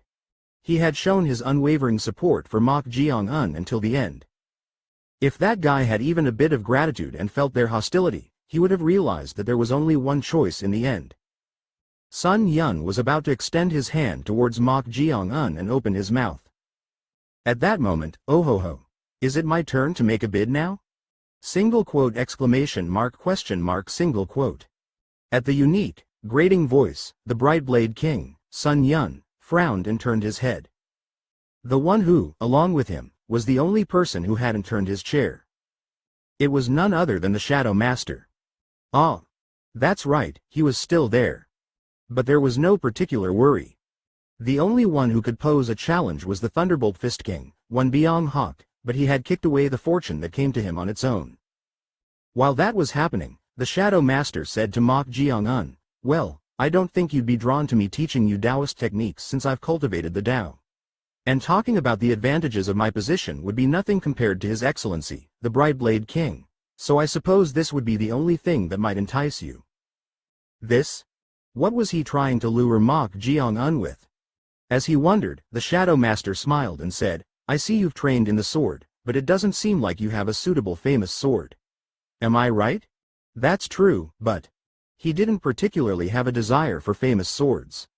He didn't even know much about famous swords. That's great. A swordsman should have a famous sword befitting him. Sun Yun's eyes narrowed. What kind of famous sword did he have that he was saying such things? But the next words that came out of the Shadow Master's mouth suddenly stirred up the surroundings. If you agree to join me, I will give you one of the legendary demon swords, the Evil Commandment Sword. Single quote exclamation mark exclamation mark exclamation mark exclamation mark exclamation mark exclamation mark exclamation mark exclamation mark exclamation mark exclamation mark single quote. Murmur murmur. Chapter 121 Demon Sword, 1. If you agree to join me, I will give you one of the legendary demon swords, the Evil Commandment Sword, 1. Murmur murmur. At the Shadow Master's words, the crowd stirred. The Evil Commandment Sword? Yes, he said, the demon sword, Evil Commandment Sword. That was in the Shadow Master's possession? Oh my! It wasn't just the warriors wearing the red belts of Corpse Blood Valley who were astonished like this. Even the executives who had their backs turned looked at the Shadow Master with surprised eyes. Even the Bright Blade King, Sun Yun, who was confident no matter what proposal the Shadow Master made, had his eyes wavering at the mention of the Evil Commandment Sword. At this, Mok Jeong unswept his eyes around and wondered. He had only mentioned a single sword, so why were they reacting like this? Ha, the Evil Commandment Sword. Then, Chung Ryong's voice reached Mok Jeong-un's ears. She also seemed quite surprised, as her voice was filled with excitement. Curious about her reaction, Mok Jeong-un tried sending a silent message, focusing on the wooden puppet at his chest. Do you know what the Evil Commandment Sword is? Huh? It was a doubtful silent message. But she replied in a surprised voice. How in the world did you do that? Ah, it's called a silent message. I thought it might work, and it seems you can hear it. Even though she was sealed in the wooden puppet, it seemed possible because this was also a method of transmitting sound. When did you learn this? The Summoning Sound Valley Master over there taught me. I see you learned it from that flirtatious wench who uses sound techniques. Yes. I think I've heard of it. There are some among the Shaolin monks who know how to use this method. Anyway, why are you and everyone else so surprised? At Mok Jeong-un's question, Chung Ryong clicked her tongue. However, since Mok Jeong-un barely knew anything about the martial world, it was right to explain it to him. Among the blacksmiths who make weapons, there are those who are called master craftsmen. The weapons made by them gain fame and are called famous swords or unrivaled weapons. I think I've heard of them, like the Heaven-Reliant Sword, 2, Ganzhong, or Mo Yi, 3, right? Yeah, that's it. What? Ganzhong and Mo Yi. Ganzhong and Mo Yi? Yes, those are called famous swords, but they are also known as demon swords. I didn't know that. Mok Jeong-un learned writing and scholarship through his grandfather. In his studies, he heard various ancient tales and only knew that Ganzhong and Mo Yi were made by heating a furnace with Mo Yi's hair and nails at the request of King Helu of Wu. Do you know who the master of Ganzhong and Mo Yi was? Master? Could it be Yes, the Evil Commandment Sword was made by their master, the great craftsman Yeji. At those words, Mok Jeong-un's eyes glinted with interest. That was because if it was Yeji, he was known as the greatest craftsman of his time and even to this day. The great craftsman Yeji, 4. Even now, the swords that could be called the best were made during the spring and autumn period, and half of those famous swords were made by the great craftsman Yeji of the Yu kingdom. The legendary famous swords such as Great Destroyer, Hook, 5, Black, Zhanlu, 6, Purity, Chunjun, 7, Victory over Evil, Shengxie, 8, Fishbelly, Yuchang, 9, Dragon Gulf, Longyuan, 10, Great Riverbank, Taie, 11, and Artisanal Display, Gongbu, 12, were all born from his hands. These were famous swords that anyone with a little education would know, as there were many well-known anecdotes and tales about them. That's interesting, Yeji, but I don't think I've heard of the Evil Commandment Sword before. Ads by PubFuture. That's to be expected. Those were the swords Yeji wanted to keep hidden. He wanted to keep them hidden? Literally, there was a strange legend circulating among craftsmen a long time ago. What strange legend? The legend that if you make a sword using the flesh and blood of a living human as an offering, the greatest famous sword will be born. Making a sword with a living human? For ordinary people, it would be a story that not only gave them goosebumps but also made them express shock. However, at those words, the corners of Mok Jeong-un's mouth curved up. That's cool. What? No, it's nothing. So, is that evil commandment sword made by offering a living human? That's not known for certain.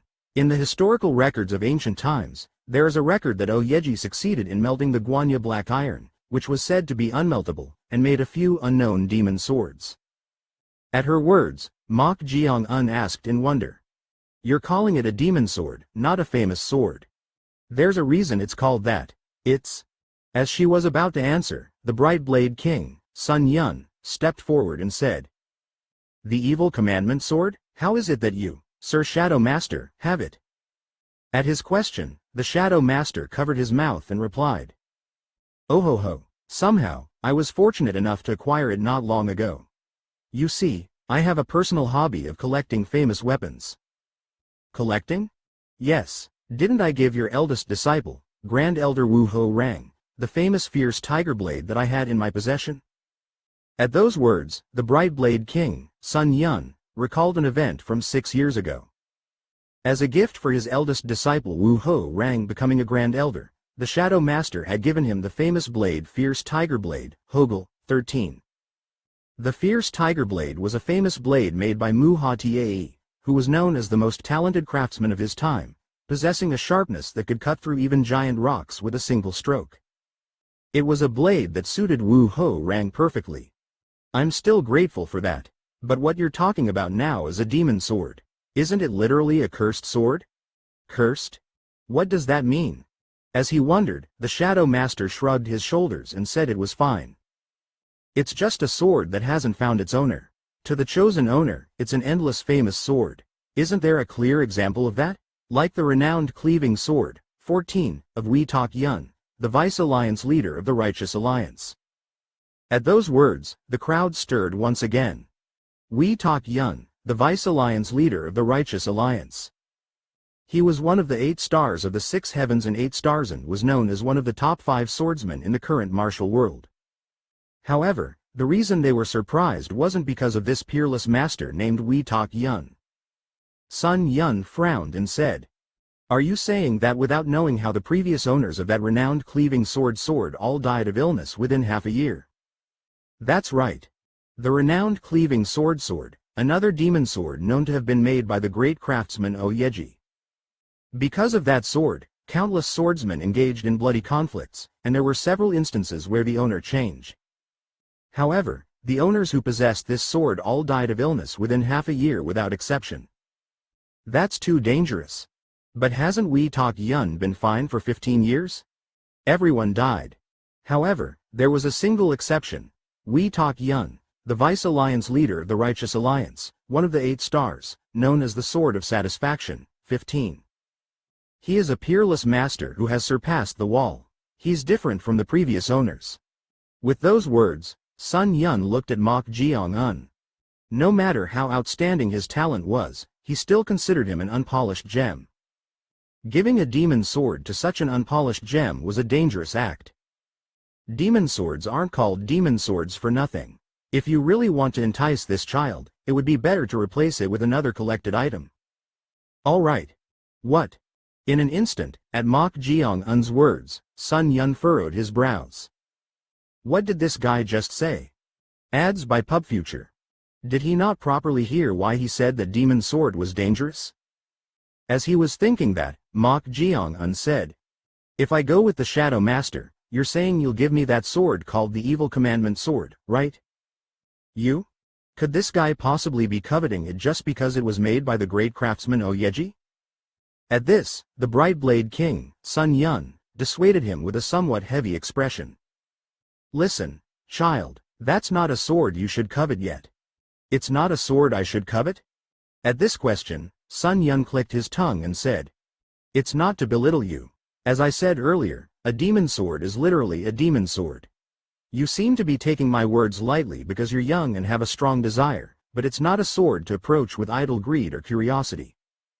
This was a sincere warning from Sun Yun. Although Oyeji's demon swords gained attention due to Wee Tok Yun, just 15 years ago, 4 owners lost their lives because of it. Considering the case of the renowned cleaving sword, Sun Yun believed the evil commandment sword would be no different. What do you think? Mok Jeong sent a silent message to Chung Ryong. Then, she replied. His words aren't unreasonable. What do you mean by that? Even before I died, the martial world was engulfed in a storm of blood because of the great craftsman Oyeji's demon swords. It seems there's more than one. Yes, it's not known exactly how many there are, but a few are known. Renowned cleaving sword, fear-killing sword, 16, evil commandment sword. Although she was dead, the memories were still vivid. 3 swords were discovered in a collapsed royal tomb by a local official and a wealthy merchant. Those 3 swords brought a storm of blood to the martial world at that time. Recalling this, she soon said, "To be honest, if it were before I died, I would have definitely told you not to covet that demon sword. What about now? If there is a vengeful spirit in the demon sword, it could also become a source of power for you." This was Chung Ryong's honest opinion. Mok Jeong-un had already absorbed Chung Ryong's energy, the Jiu poison, and even the spiritual beast level Ime Mengyang, who were weakened due to being sealed, making it his own power. Considering this, no matter how notorious the demon sword was, she didn't think there would be something so tremendously dangerous to that extent. But you're not choosing the Shadow Master because of the demon sword, are you? At Chung Ryong's question, Mok Jeong-un smiled faintly. Of course, that wasn't the reason. Although he was interested in the so-called demon sword, it wasn't enough to change his planned objective. However, that's not the reason, but it turned out to be a coincidence. You, mortal? She had been continuously advising him to choose one of the 2 5 kings. It was because being close to someone in a high position would allow him to get closer to the core. But Mok Jeong-un's thoughts were different. The Shadow Clan plays the role of shadows, handling information and intelligence, right? Mortal, I know you have a lot of interest in things like information, but once you reach a high position, such things will naturally. While she was speaking, the Shadow Master opened his mouth again. Oh ho ho, the Bright Blade King's words also have a point.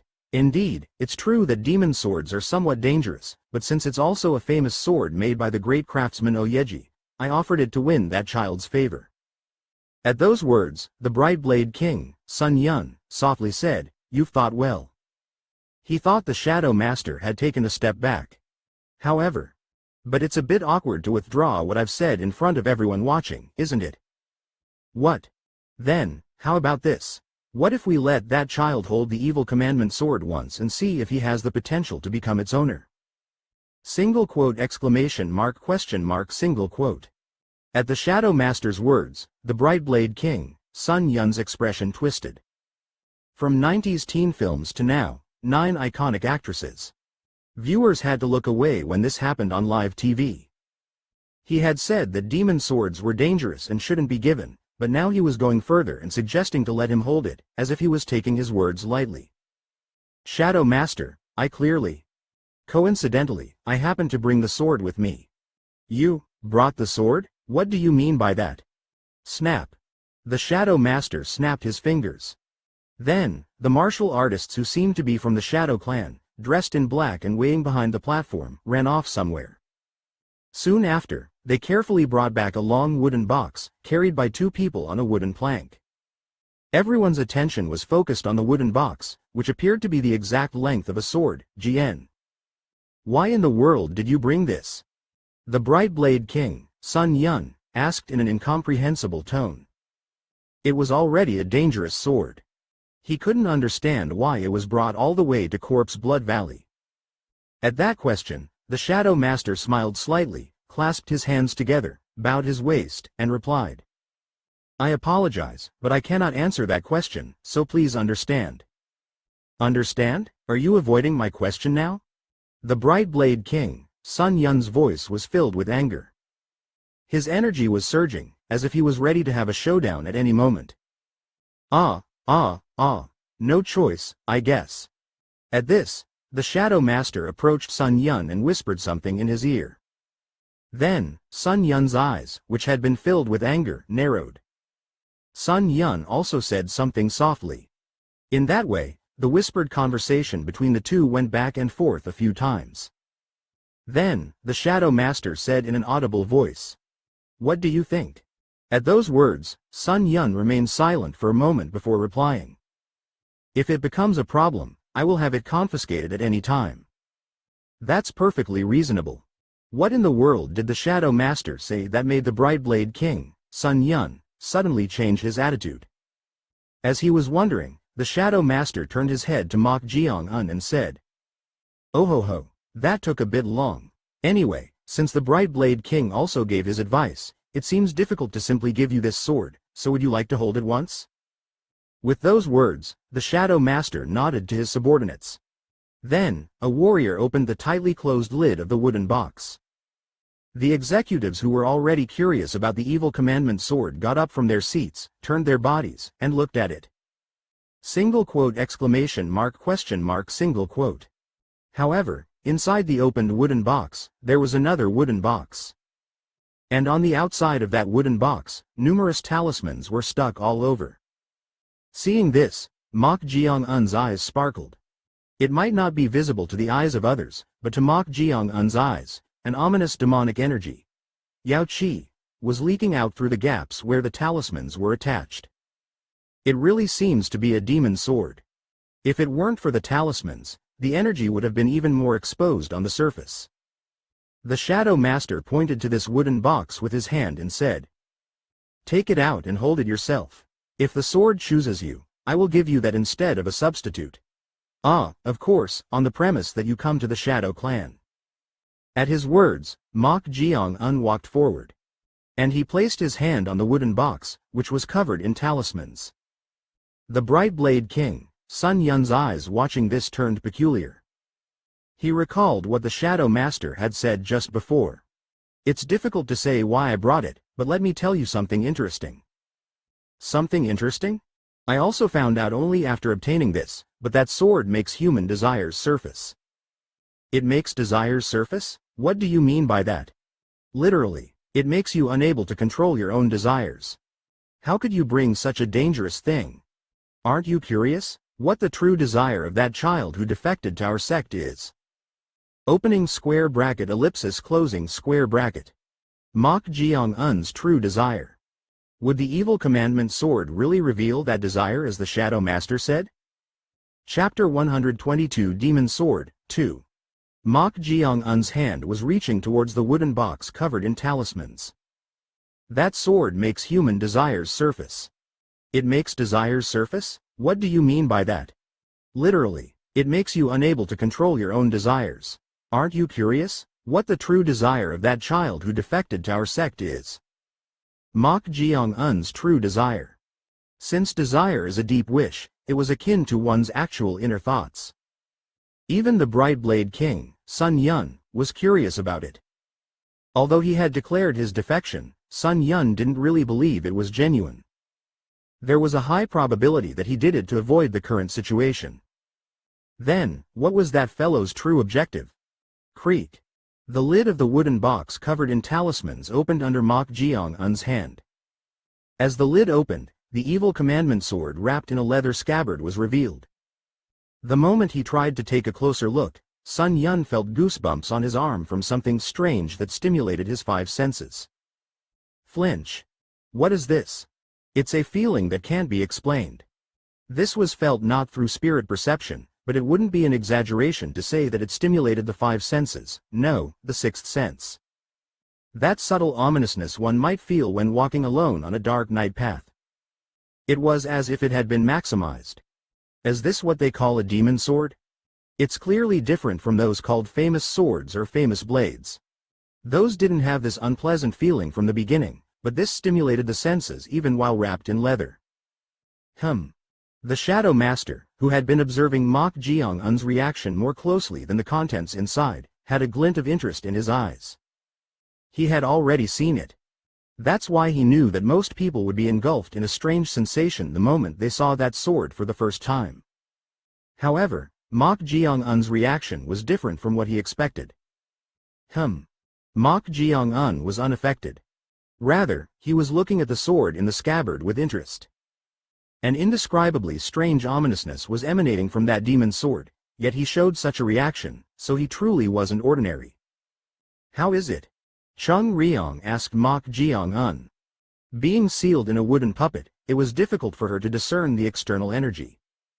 At her question, Mok Jeong-un's eyes narrowed. It's different. Different?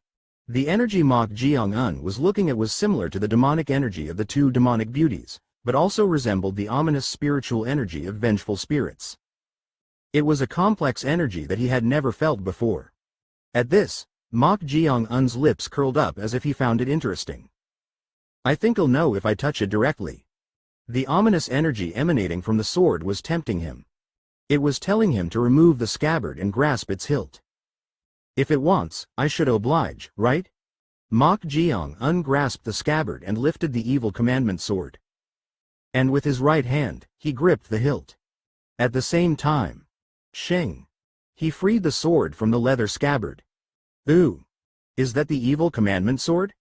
Ah, it's indeed a precious sword. Exclamations poured out from here and there. With a small groove carved near the center of the hilt and a unique pattern drawn on the blade, it was as if looking at a work of art. Half of the blade was black, and the other half was white, adding to the antique and beautiful atmosphere. Gulp. Sun Yun, who got to see it up close, unknowingly swallowed his saliva. The moment he saw the sword, greed arose from deep within his heart without him realizing it. Even though he wasn't a swordsman. However, in that instant, Sun Yun drew up his true energy and gathered his senses. Demon sword, it's definitely a demon sword. For someone like him who had no interest in swords to feel greed the moment he saw a sword, it was truly a strange occurrence. If one were to be bewitched by it, a great disaster would unfold. Sun Yun looked around. This. Ads by PubFuture. As expected, the concerns he had came to fruition. Some of the warriors of Corpse Blood Valley and those brought by the executives were walking over with blank eyes as if they were possessed by something. Judging this situation to be dangerous, Sun Yun infused his true energy and let out a shout. Roar! Roar! Roar! Roar! Roar! Roar!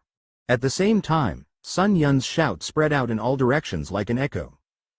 This intense shout infused with true energy was none other than the lion's roar. 1. As Sun Yun's lion's roar resonated throughout the entire plaza, those who had been momentarily possessed by desire as if bewitched by something all covered their ears at once. My ears? They weren't the only ones who regained their senses after being shaken by the tremendous shout. Huh? What is this? The two grand elders also unknowingly half rose from their chairs for a moment, then gathered their senses with perplexed expressions while circulating their energy. It was a moment when they directly experienced the power of the demon sword they had only heard about. Still, it ended at this level because they didn't personally hold it. Mok Jeong-un? Sun Yun looked at Mok Jeong-un with worried eyes. However, contrary to his concerns, Mok Jeong-un was looking at the sword with indifferent eyes. What's this? There wasn't a hint of greed in those eyes. The Shadow Master also found this strange. What is it? He had already seen his subordinates being possessed by desire several times after grasping that sword. Didn't he himself also reveal the desires he had hidden the moment he grasped it? Shadow Master, how could you? Did I say such a thing? He still couldn't forget the expression his dead subordinate had made. It was truly a regrettable incident. That demon sword was a genuinely dangerous sword. The Shadow Master had obtained what he had longed for, but he decided to give up his desire to collect it. It was an uncontrollable demon. There's no way he doesn't have desires. Even he, who prided himself on having a strong willpower, had revealed the desires he had hidden because of that demon.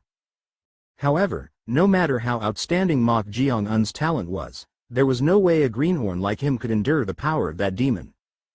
Right at that moment. Thud. Mok Jeong-un's eyes closed, and his head tilted back. Seeing this, the Shadow Master muttered with gleaming eyes. As expected. There was no way he wouldn't be captivated by the demon sword. Mortal? Mortal?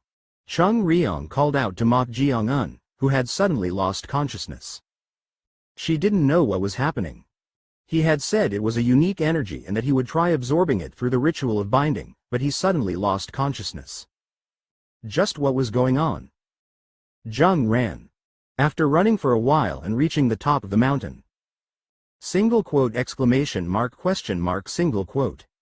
Jeong frowned. He saw black smoke there. The place where the smoke was rising from was where the house was located. Seeing this, Jeong threw the water jug and ran like crazy towards that place. Soon, he arrived there. Crackle crackle. The scorching heat was felt. The house was burning fiercely. Jeong's face stiffened terribly. Jeong, who was hurriedly looking around, ran to the back of the burning house. There was a small vegetable garden in the backyard. Normally, his grandfather would wake up early in the morning and pick medicinal herbs in the vegetable garden. Please, please? Jeong, who ran to the vegetable garden, stopped in his tracks. Through his eyes that had widened as if they would burst, he saw something stained with blood. Things that should be inside the body were scattered in the vegetable garden. Nash. Jeong gritted his teeth. Ads by PubFuture. And he followed the trail of blood and fragments. Looking down the hill, Jeong shouted. Grandfather. His grandfather was there. The sight of his grandfather with only the upper body remaining, the lower part torn away, was indescribably horrible. Jeong's face, looking at this, was distorted like a demon, along with sadness. The killing intent that had been pressing deep in his chest filled his mind. No. At that moment, everything stopped. The killing intent from revenge, this isn't your fundamental desire. The entity examining the memories shook its head. Revenge could also become a desire, but this wasn't the desire that this person fundamentally possessed.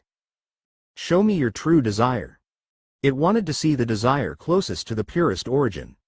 That desire was the very reason for its existence. You're truly peculiar. Who blocked the origin of your desire? It dug deep into the depths of the mind and discovered a huge wall filling all sides. The moment it saw this wall, it didn't hide its bewilderment. Strong willpower was sometimes projected in this way as a wall. However, this didn't seem to be created by the will of Mok Jeong-un, no, the one called Jeong, but rather planted by someone. To erect a wall of lamentation in another person's mind. How truly strange. An artificially created wall. Here, a strong emotion beyond the sadness and vengeance seen earlier was felt. This was blocking the origin of this fellow named Jeong. However, once this seemingly impenetrable wall of lamentation was shattered, the origin of desire that had been accumulating would pour out. I will open this for you. The wall of lamentation that seemed like it would never open. However, it had the ability to open even this. There was no need to break the wall. If the nature of the wall was changed so that it would naturally flow out. Slither. The wall was meant to become a path. It was right at that moment. Whoosh. Something began to pour out from a part of the wall that had become a path. It was darkness? Deep darkness. It was difficult to even see it as a fragment of desire. What in the world is this? How could such deep darkness be lurking inside a human? It began to feel ecstasy upon seeing this. It thought it was close to the high purity desire it had been searching for. It entrusted its spiritual body to the pouring darkness. If it absorbed this and became one, an individual of sword human unity, too, made solely of the high purity desire it had longed for would be born. Now, let's become one. It tried to assimilate with this darkness. However, at that moment, it realized that this darkness wasn't simple. It wasn't high purity darkness. This was turbidity itself, dizzying enough to make one lose their mind. This turbidity that seemed to destroy everything was. Swish. Mok Jeong-un, who had his head tilted back, slowly raised it. The Bright Blade King, Sun Yun, carefully observed Mok Jeong-un. It was clear that he was possessed by the demon sword, but what kind of desire he had would soon. Single quote exclamation mark question mark single quote. Pitch black eyes like black jade. They were like an endless abyss. What happened to his eyes? Is that the state of desires being expressed? Something was strange. At that moment, one of the Grand Elders, the Flame Demon Grand Elder Bo Hyuk-so, shouted at Mok Jeong-un. You bastard, come to your senses.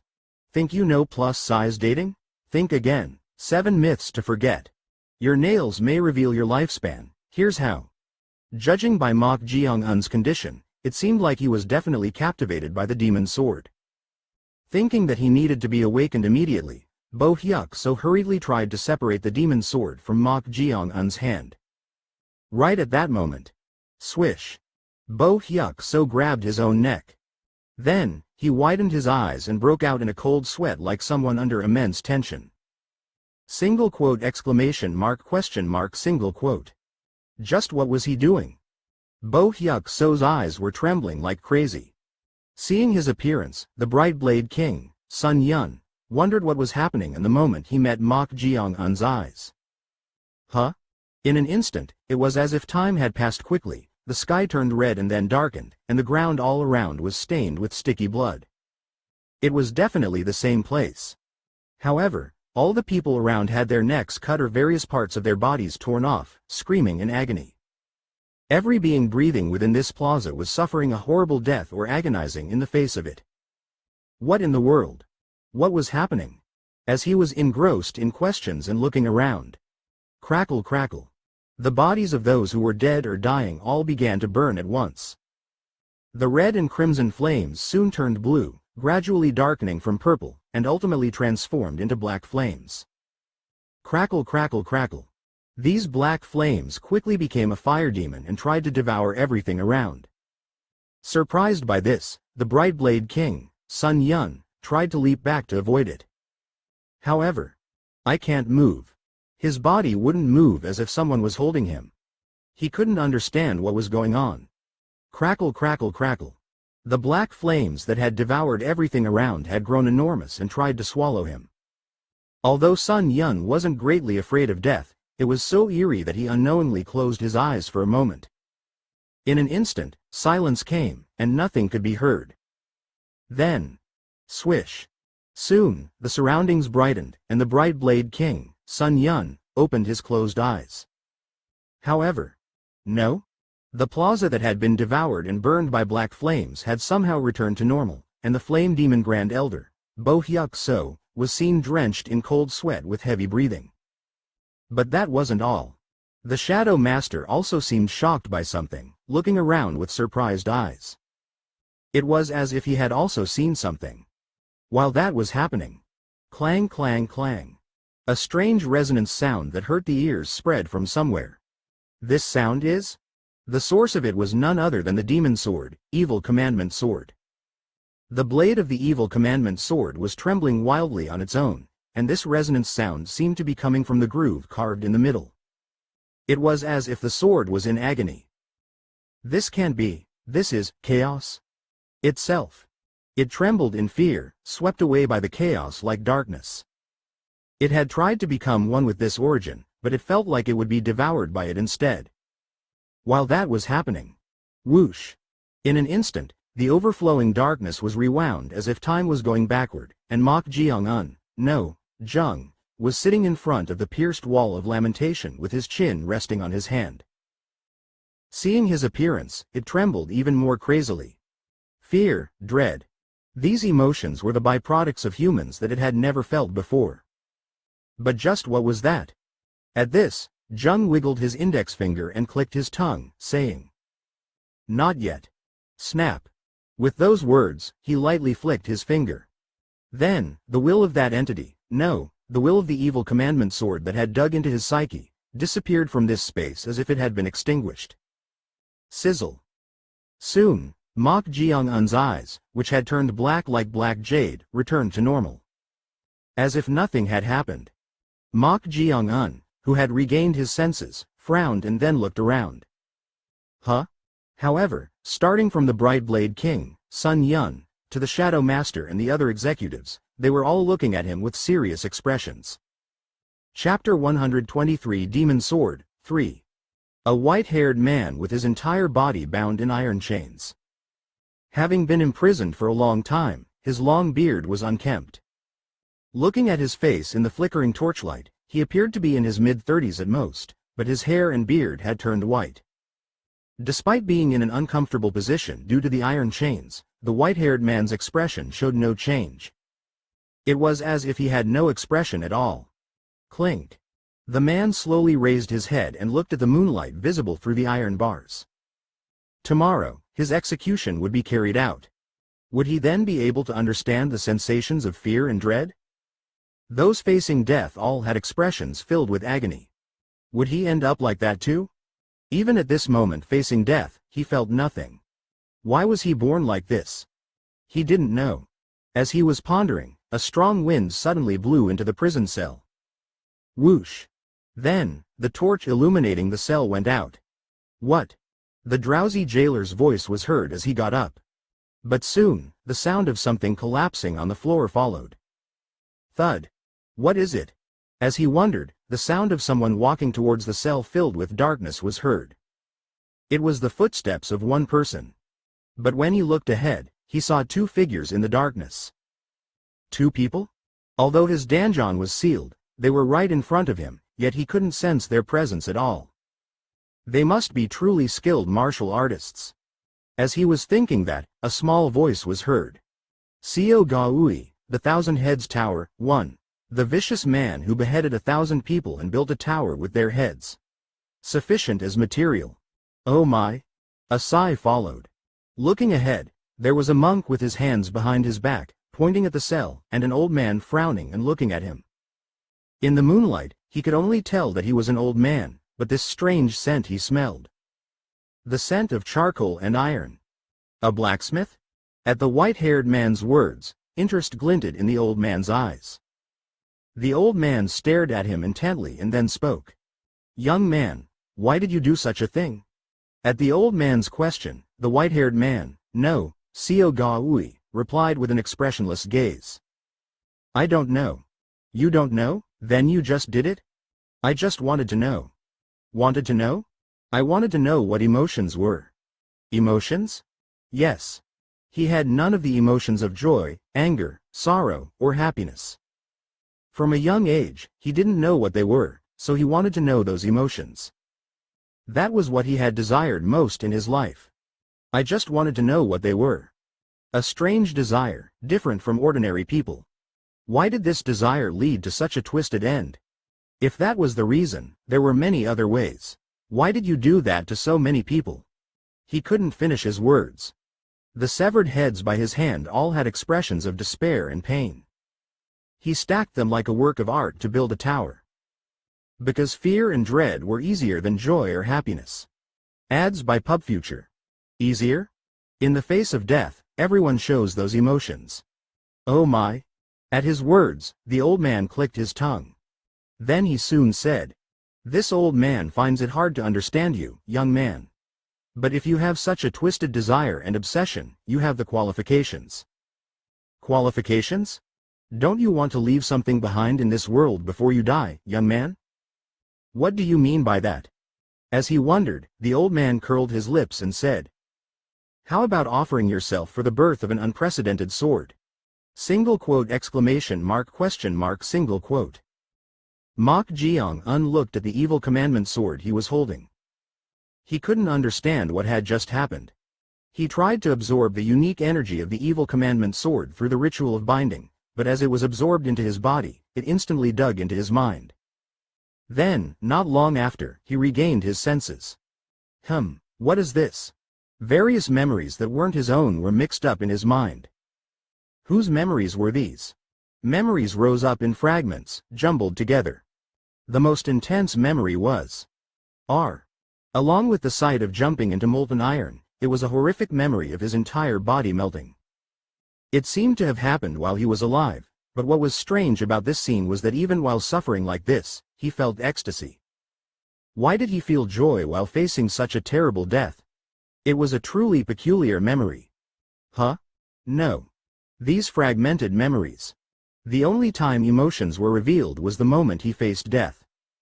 After that, strangely, it wasn't his own memories but the memories of numerous people that were mixed together. Among them, the Shadow Clan Master? The Shadow Clan Master's appearance was also seen. It was just a fleeting fragment, but that memory was truly fascinating. As he was thinking that, a resonance sound came from the sword he was holding. Wang. Mok Jeong looked at the evil commandment sword. Then, the evil commandment sword trembled, making a resonance sound. It looked as if it was trembling in fear and submitting. Seeing this, the corner of Mok Jeong's mouth curled up. What in the world is this? The Shadow Clan Master looked around with surprised eyes. For a moment, He saw a scene where thousands and tens of thousands of swords overturned everything around, and everyone here became a hive of swords and died.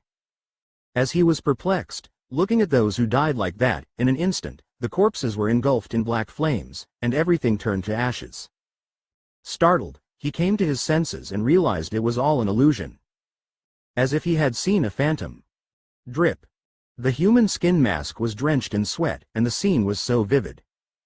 It felt like unstoppable destruction and chaos. Could one feel such heart-pounding fear from a mere illusion? Huff, huff. Interest glinted in the Shadow Clan master's eyes. Not only that, but all the executives around him had surprised faces as if they were possessed by something. Even the two great clan leaders, Bo Hyuk So, grabbed their necks and let out rough breaths. Did they see a phantasm of their necks being cut? What is going on? Ads by PubFuture. The Shadow Clan master felt bewildered by this strange situation. How could it be that not just one or two people, but everyone around him was seeing such illusions? The Shadow Clan master looked at Mok Jeong-un. Single quote exclamation mark question mark single quote. His eyes trembled. Something was strange. He clearly saw Mok Jeong-un's eyes turn smooth like black jade just a moment ago. But now they were perfectly fine. Could it be that even that was an illusion? What is this? The one holding the demon sword, evil commandment sword, was Mok Jeong-un. But why did they see such illusions? He had let him hold the sword to find out what his desires were, but he didn't know why this happened. Could it be? As he was thinking that, Mok Jeong-un lightly swung the sword. The crisp sound of the sword cutting through the air made the Shadow Clan master's eyes widen. It was the same for the Brightblade King, Sun Yun. You? He didn't know what that terrible illusion he had just seen was, but looking at Mok Jeong-un now, it seemed as if he wasn't affected by the demon sword at all. Moreover, that ominous energy that had been felt from the sword was no longer there. At this, Sun Yun asked, "Are you all right?" "Yes, I'm fine." "He's fine?" At Mok Jeong-un's words, Sun Yun furrowed his brows. Was he really fine? Looking at the executives around him, for a fleeting moment, they all had faces as if they had seen something illusory, just like him. This couldn't have happened by chance. "Can you give the sword to this king for a moment?" "The sword?" "Yes." The reason Sun Yun asked this question was simple. He knew various tales related to demon swords and knew that those captivated by them would become obsessed with the demon sword. So, if Mok Jeong-un was truly chosen as the master by the demon sword and was unaffected, he thought he would readily hand it over. At that moment, "Here it is." Mok Jeong-un readily placed his palm on the blade and politely brought the evil commandment sword with both hands. Seeing this, Sun Yun's eyes narrowed.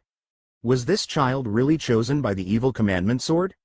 I'll know if I hold it myself. Sun Yun reached out his hand towards the hilt of the evil commandment sword in Mok Jeong-un's hands. Then, the Shadow Clan master hurriedly tried to stop him.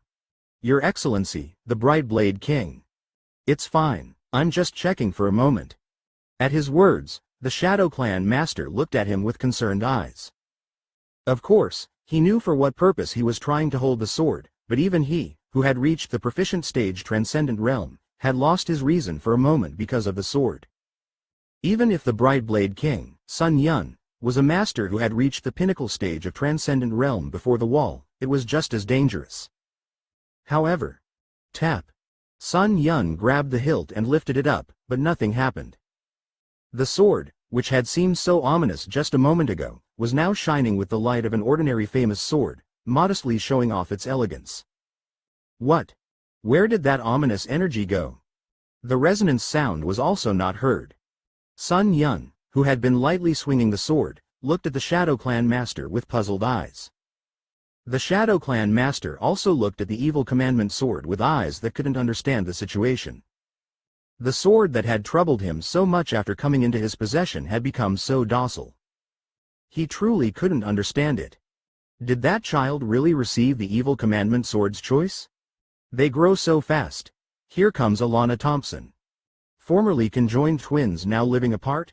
See their new lives. Seeing that nothing happened even when Sun Yun held it for a long time, it seemed that the evil commandment sword, which had chosen its master, had transformed from a demon sword to a famous sword. It was truly amazing.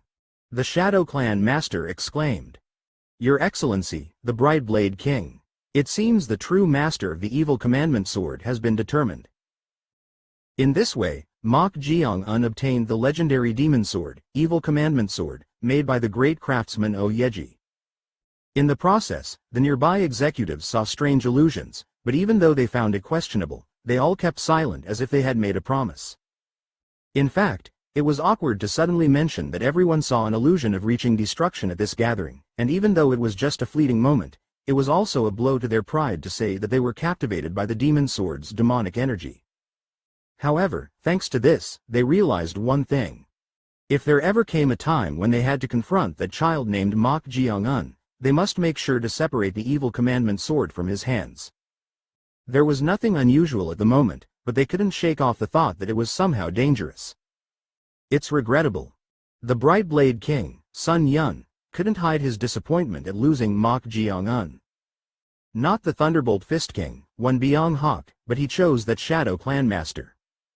He never expected such a result to unfold just because of a demon sword. It was disappointing, but there was nothing he could do. I'll have to be satisfied with this child. The disciple the Brightblade King, Sun Yun, gained from the closing ceremony was none other than Mok Yu Cheon.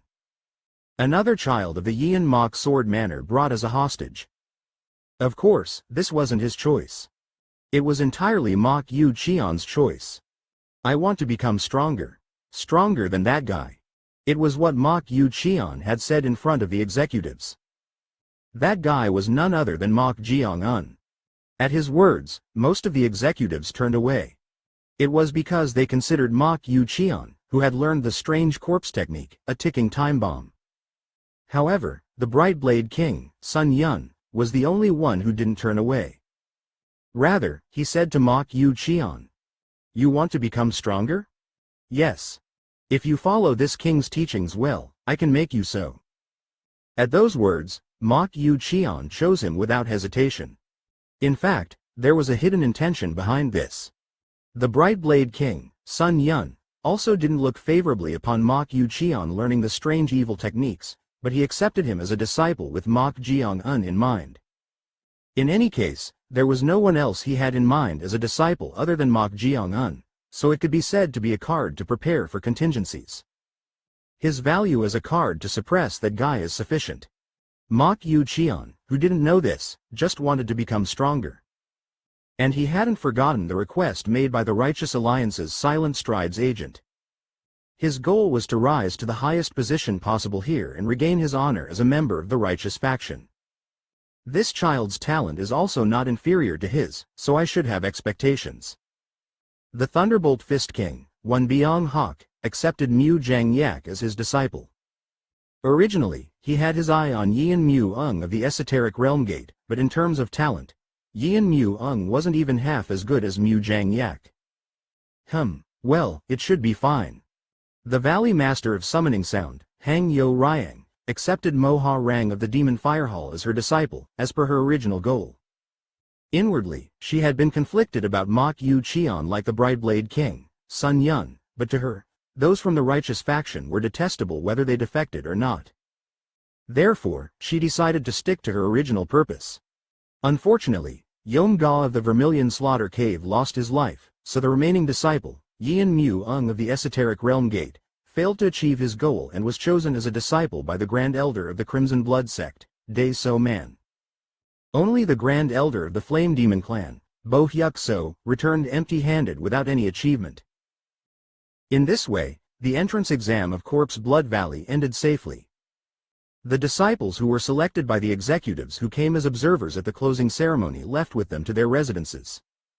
Mok Jeong also followed the Shadow Clan Master, whom he had chosen himself. As they left Corpse Blood Valley, the Shadow Clan Master said, "Oh ho ho, what a coincidence. I never thought I would accept a disciple who walks a completely different path from me." The Shadow Clan Master's unique martial arts were Taoist techniques. On the other hand, the unique martial arts Mok Jeong mainly practiced could be said to be sword techniques.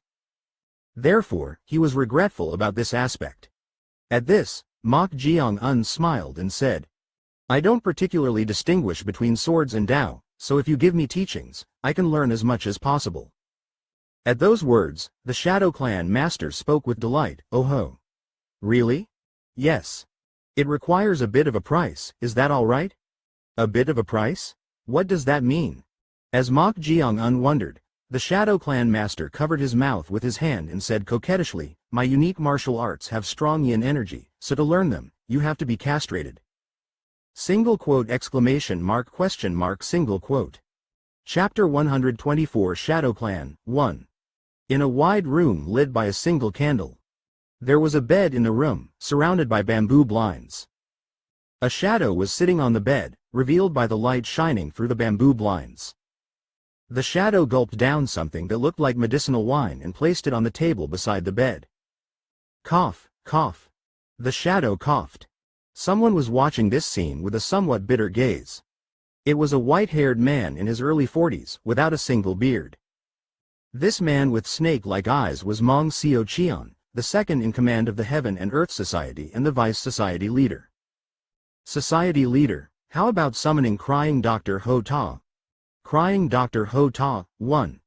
Along with Medicine Immortal He Young, 2, whose whereabouts had become unknown long ago, he was called the greatest physician of the era. Unlike Medicine Immortal He Young, who was said to have reached the highest realm in medicine, he had mastered both external and internal studies and was so skilled in medicine that he served as the royal physician in the imperial palace in his youth. If it's Crying Dr. Ho Ta, the society leaders. No, it's fine. A resolute voice came from behind the bamboo blinds. Hearing this, Mong Seo Cheon clicked his tongue inwardly. Why was he being so stubborn? Thanks to his profound internal energy, he could endure, but if he couldn't release the energy within his body, his illness would eventually deepen. Cough, cough. More importantly, I heard the results of the Corpse Blood Valley entrance exam are out? That's right. The observers? Brightblade King Sun Yun, Thunderbolt Fist King 1 Byung Hawk, Shadow Master, Summoning Sound Valley Leader Hang Yo Ryang, Flame Demon Clan's Grand Elder Bo Hyuk So, Crimson Blood Clan's Grand Elder Dae So Man, these 6. The assignments? Except for the Flame Demon Clan's Grand Elder Bo Hyuk So, they each took 1 disciple. I see. Anything unusual? At that question, Vice Society leader Mong Seo Cheon sighed softly and opened his mouth. Do you remember sending the 2 hostage children of the Yeon Mok Sword Manor to Corpse Blood Valley? Yeon Mok Sword Manor? Ah, yes, that happened. At the society leader's reaction, Mong Seo Cheon clicked his tongue inwardly. As expected, sending those 2 to Corpse Blood Valley seemed to have been a spur-of-the-moment whim. The society leader he had known was that kind of man. However, it seemed the time had come to face the backlash caused by that impulsive whim. The 2 hostage children. They died? No. They didn't die? Yes. They must have been tougher than I thought. Cough, cough. Then, how far did they pass? They passed the final gate. Single quote exclamation mark question mark single quote. At that answer, the shadow behind the bamboo blinds flinched for a moment. Was he surprised by the unexpected result? Soon, a voice was heard. The hostages passed the final gate. An interesting turn of events. Quote ellipsis quote. Could this simply be dismissed as an interesting event? Not just anyone, but those who were brought as hostages from the righteous faction passed the final gate of Corpse Blood Valley. If this spreads, there will be considerable controversy internally. In a way, this was no different from a humiliating result for the Heaven and Earth Society. This is not a matter to be laughed off. Not the disciples of our sect, but the hostages from the righteous faction jointly took first place.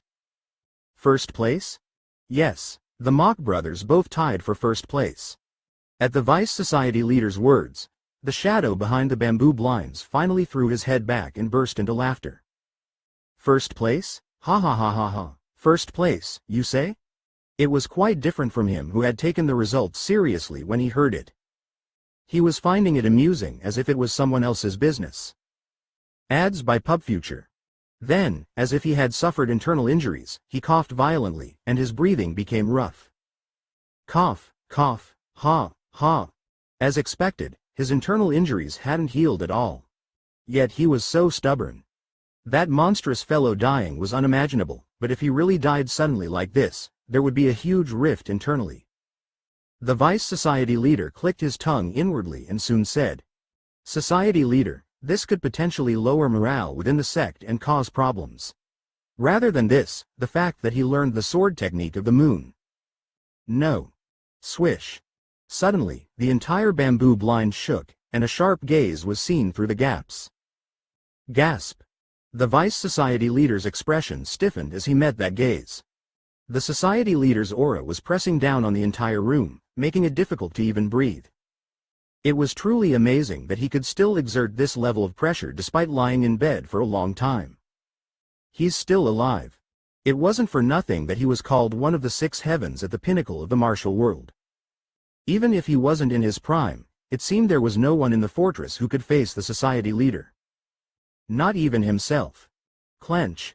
Vice Society leader Mong Seo Cheon clenched his fist, steadied his breathing, and calmed his trembling hand.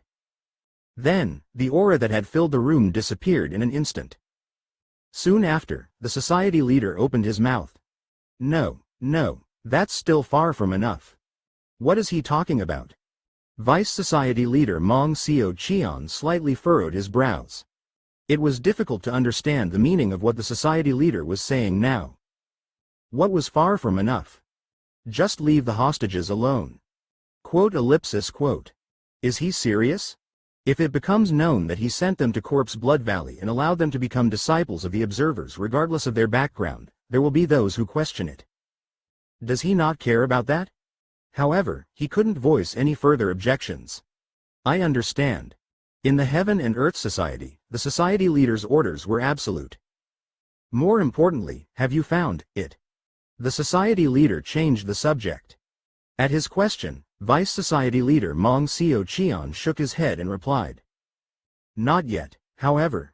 And he quietly said something. He was about to leave the main building after coming out of the society leader's residence. Someone called out to Vice Society leader Mong Seo Cheon. Vice Society leader.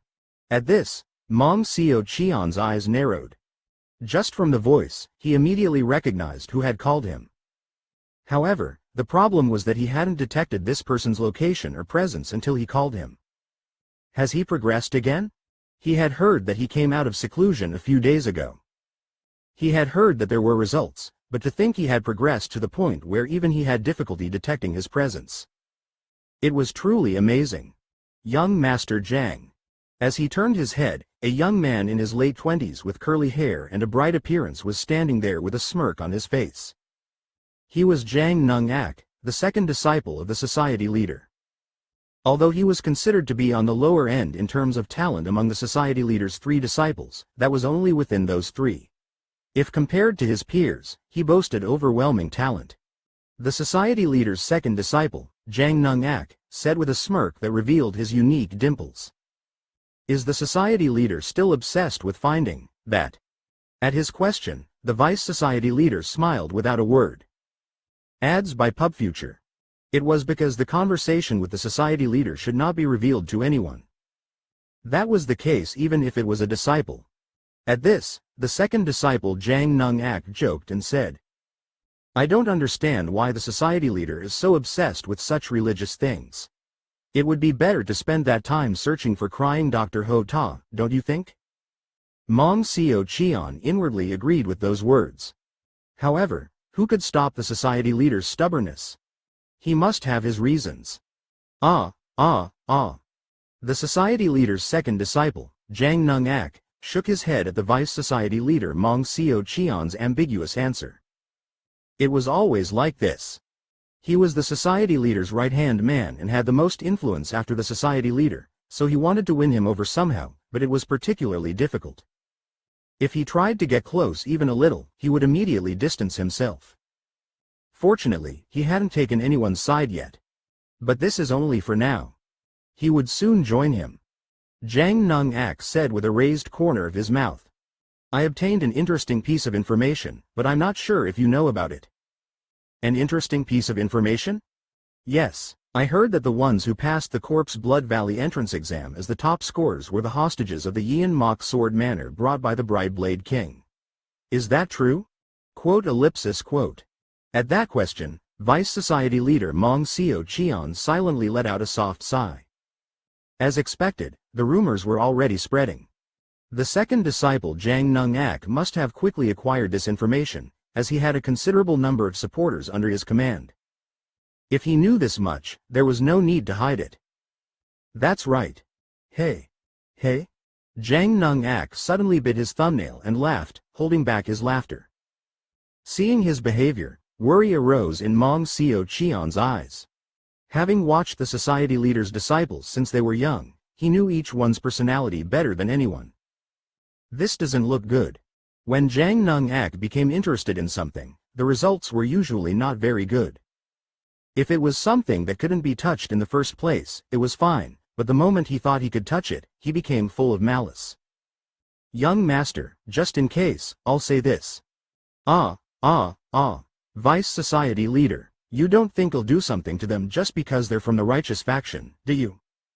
It's not that, but I'm just interested in the fact that even the righteous faction has those with such wickedness and talent. Now they will become the strength of our sect, not the righteous faction. That's perfect. I hope that strength will be of help to me as well. At his words, the Vice Society leader was deeply concerned. Jang Nung-ak was someone who would try to obtain and achieve what he wanted in any way possible. Southeast outskirts of the Heaven and Earth Society's inner fortress. There, the headquarters of the Shadow Clan, 3, was located. As he entered the Shadow Clan, Mok Jeong-un's eyes glinted with interest. That was because dozens of hawks and pigeons were flying into one of the buildings, and on the other side, people carrying flags were running over and handing over something that looked like scrolls, which were quickly read by others and burned. They're doing their job properly. Chung Ryong's voice echoed in his mind. What are they doing? As you can see, they're managing the messenger birds and burning the letters that come to the Shadow Clan to maintain confidentiality. Oh ho. It was indeed fitting for an organization that dealt with information and secrets. While that was happening, the Shadow Master headed somewhere without stopping. It wasn't a place where messenger birds and confidential documents were exchanged, but where weapons and training grounds were located. Creak. The door opened, revealing an indoor training ground. It seemed to be a place with thick walls that would provide quite good soundproofing. As the Shadow Master gestured, the warriors who had followed bowed their heads in greeting and left, closing the door. Formerly conjoined twins now living apart? See their new lives meet the equine woman. You'll be awed by her videos thus, only the two of them were left in the indoor training ground. What was the reason he brought him here? As he was thinking that, the Shadow Master spoke. Oh ho ho, this is my personal training ground. A space completely isolated from the outside, without a single window. It seemed to be designed so that no one could interfere or observe. As he looked around, the Shadow Master said, How is it? Do you feel like learning my unique martial arts? Quote.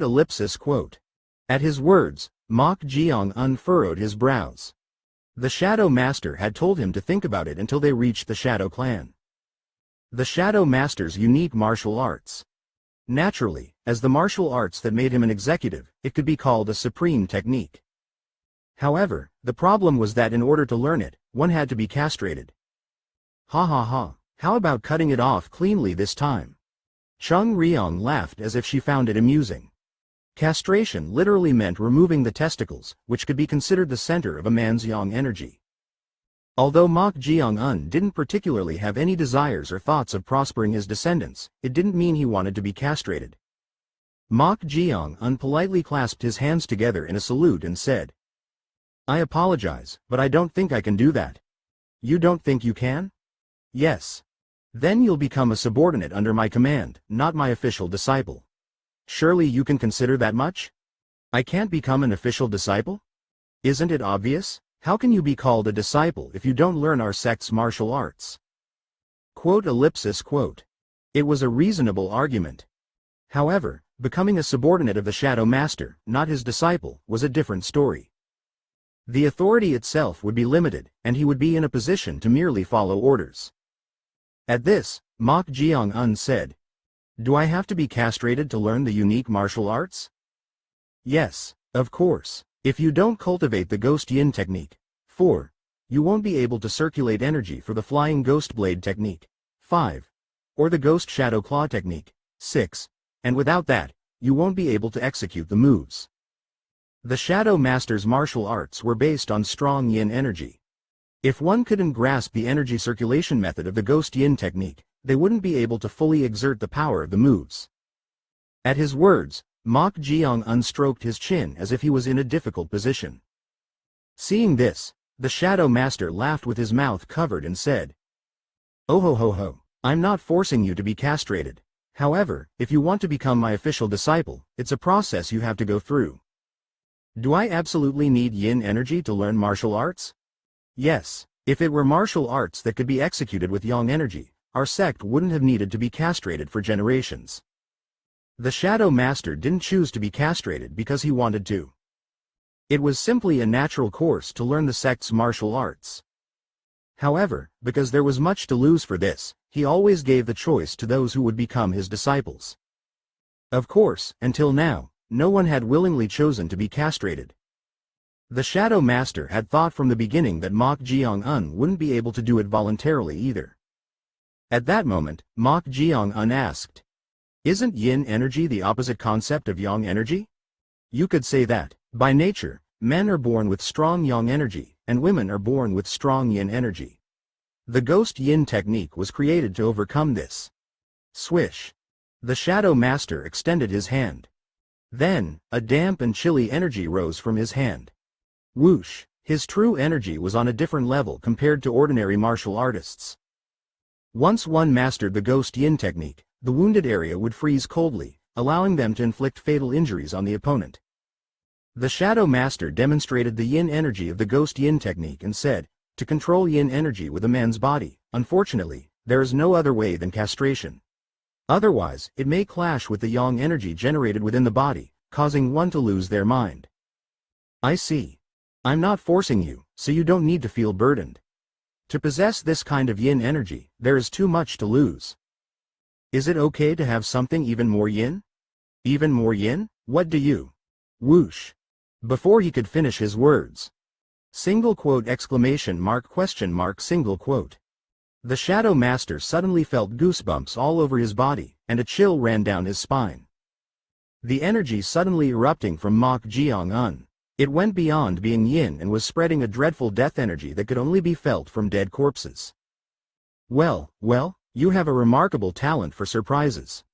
Chapter 125 Shadow Clan, 2.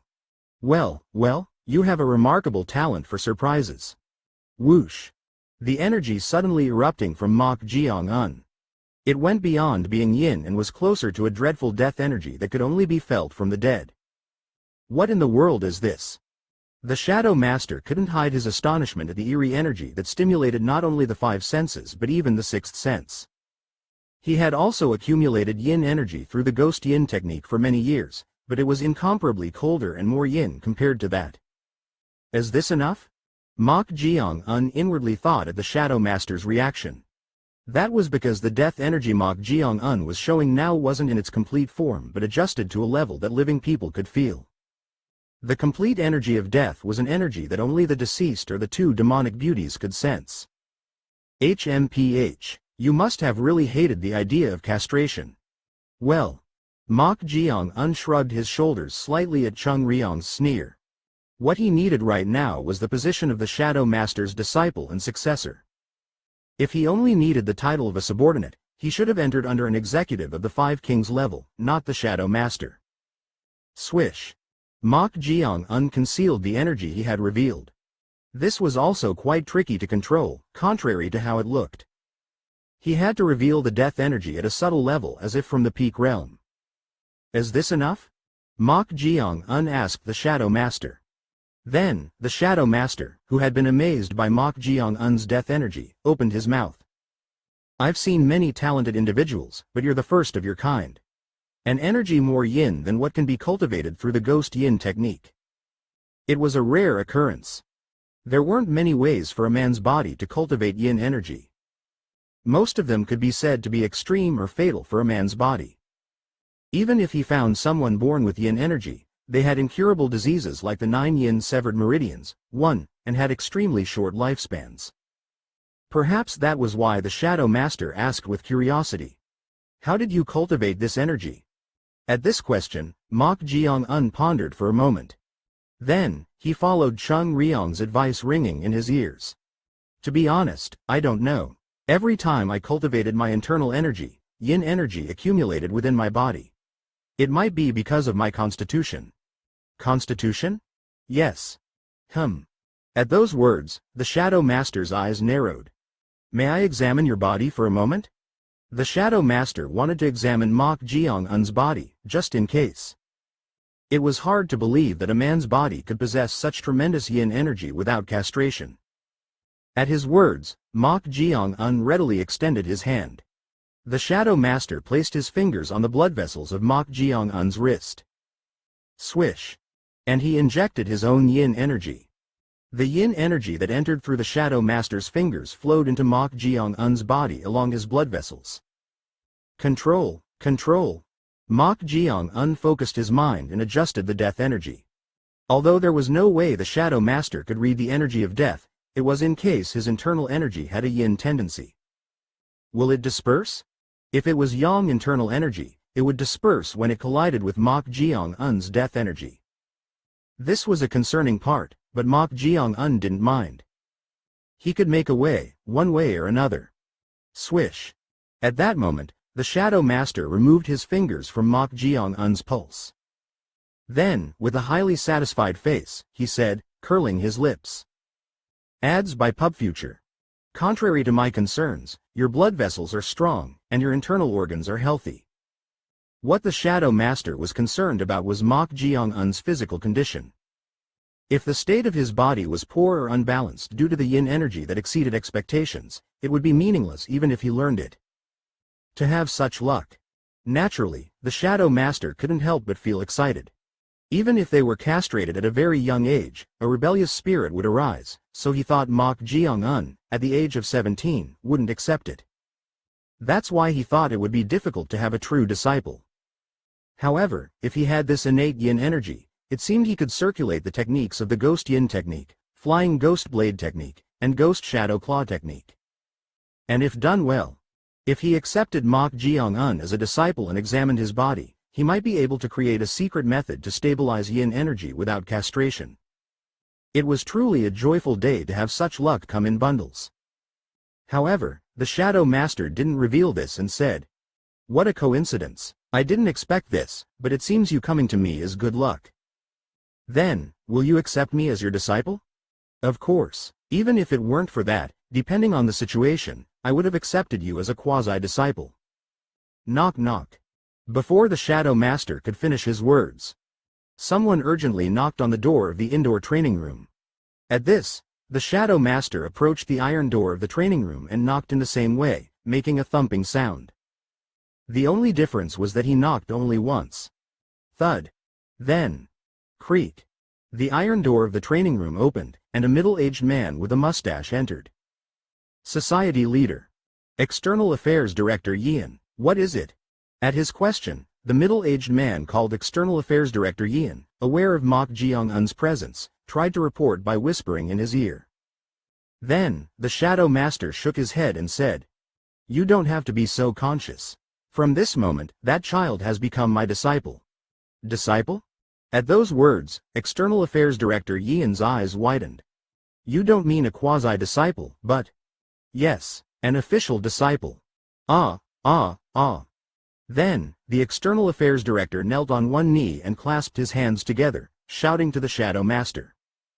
Society Leader, congratulations on accepting a disciple. Oh ho ho ho. The Shadow Master waved his hands and expressed his joy. Seeing them, Mok Jeong-un slightly tilted his head.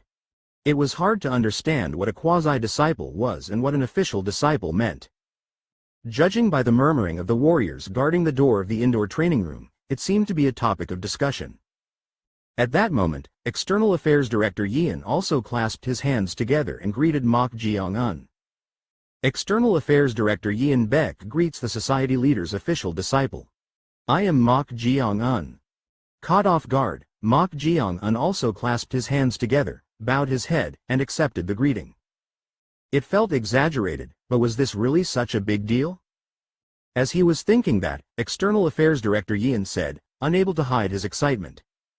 I sincerely admire young master's determination. I fully understand the difficult decision you made as a man. Huh? At his words, Mok Jeong-un frowned. What was he talking about now? Did he think he became a disciple because he agreed to be castrated? Ha ha ha ha ha. Chung Ryong laughed like crazy as if she was holding her stomach. Even Mok Jeong-un, who had no emotional response to this matter, found it absurd enough to let out a small chuckle. However, Mok Jeong-un didn't need to clarify this. Ads by PubFuture. Oh ho ho, I think I caused a misunderstanding. This child won't be castrated. What? At his words, External Affairs Director Yin showed an incomprehensible expression. He had served the Shadow Master for a long time, so he knew better than anyone that castration was essential to learn his unique martial arts. But if he wasn't going to be castrated, why was he a true disciple? To the puzzled man, the Shadow Master said with a smile. Should I say he was born with yin energy? Yin energy? At the Shadow Master's words, External Affairs Director Yin unknowingly looked at Mok Jeong-un. Then, discovering something, he said in a surprised voice. Society leader, that sword, could it be? The reason for his astonishment was the evil commandment sword hanging from Mok Jeong-un's waist. As the one who served the Shadow Master, he naturally knew about that sword. Ah, I gave the sword to this child. The sword? Yes. But that sword is... External Affairs Director Yin swallowed his words, unable to finish his sentence. That sword was deemed too dangerous and uncontrollable, so he had entrusted it to a monk he was acquainted with to seal its demonic energy. It was fortunate that I had to go to Corpse Blood Valley for the observation anyway. That Taoist was Yin He Pyong, the third disciple of Ncoo, the leader of the Primal Killing Pavilion in charge of Corpse Blood Valley. I'm not sure if this will be all right. External Affairs Director Yin looked at the evil commandment sword with worried eyes. That sword was a demon sword. Including the Shadow Master himself, his subordinates, and even those who had learned martial arts from him couldn't control that sword. But was it okay to give that to a newly accepted disciple? To the concerned External Affairs Director Yin, the Shadow Master said understandingly. You don't have to worry. The sword has chosen this child as its master. What, is that true? Would I ever lie to the External Affairs Director? Oh ho ho ho. Oh my. At these words, External Affairs Director Yin alternately looked at Mok Jeong-un and the evil commandment sword in amazement. There was no way the Shadow Master would lie about this. If this was true, it couldn't be anything but a coincidence. It had only been 6 days since the evil commandment sword came into the Shadow Master's possession. And that sword was going into the hands of the first disciple he gained from participating in the Corpse Blood Valley's closing ceremony. Is it fate? There was no other way to see it. Or should he say that the young master was blessed with heavenly fortune? If it couldn't be controlled, it might be called a demon sword, but if it had chosen its master, it could be said to be the greatest famous sword made by the master craftsman Oyeji. However, I'm not sure if it will be all right. There was someone who directly obtained that sword under the Shadow Master's orders and desired it more than anyone. He was worried that it might lead to trouble if that person found out. Moreover, since this young master had become an official disciple, he might show strong opposition, thinking that the rolling stone had pushed out the embedded stone. I hope there won't be any problems. Although he was worried, he couldn't foresee the future for now. More importantly, there was a more urgent matter at hand. Ah, society leader, I think you should go to the sect hall right away. What's the matter? Urgent news has arrived from 19, Yulmyong, Yi Ming. At External Affairs Director Yin's words, the Shadow Master, who had been smiling, frowned. 19, Yulmyong? The Imperial Palace, 2. The basis of intelligence was the code. All transmissions were conveyed in code, but the Shadow Master had memorized them all, so he could accurately know the location just by hearing words associated with the heavenly stems, earthly branches, and the 5 elements. External Affairs Director Yin glanced at Mok Jeong-un once and said in a small voice. It seems they have found it. The underground golden prison has the plum blossom. Shish. Suddenly, the Shadow Master interrupted his report. He had judged that since he had become an official disciple, he should learn about the affairs of the Shadow Clan, so it was fine for him to hear, but this was an exception. Let's talk about that at the clan main hall. Ah, I understand. As the External Affairs Director answered, the Shadow Master turned his head and asked Mok Jeong-un for understanding. Will you wait here? I'll be back soon. Ah, it would be good if you memorize this in advance.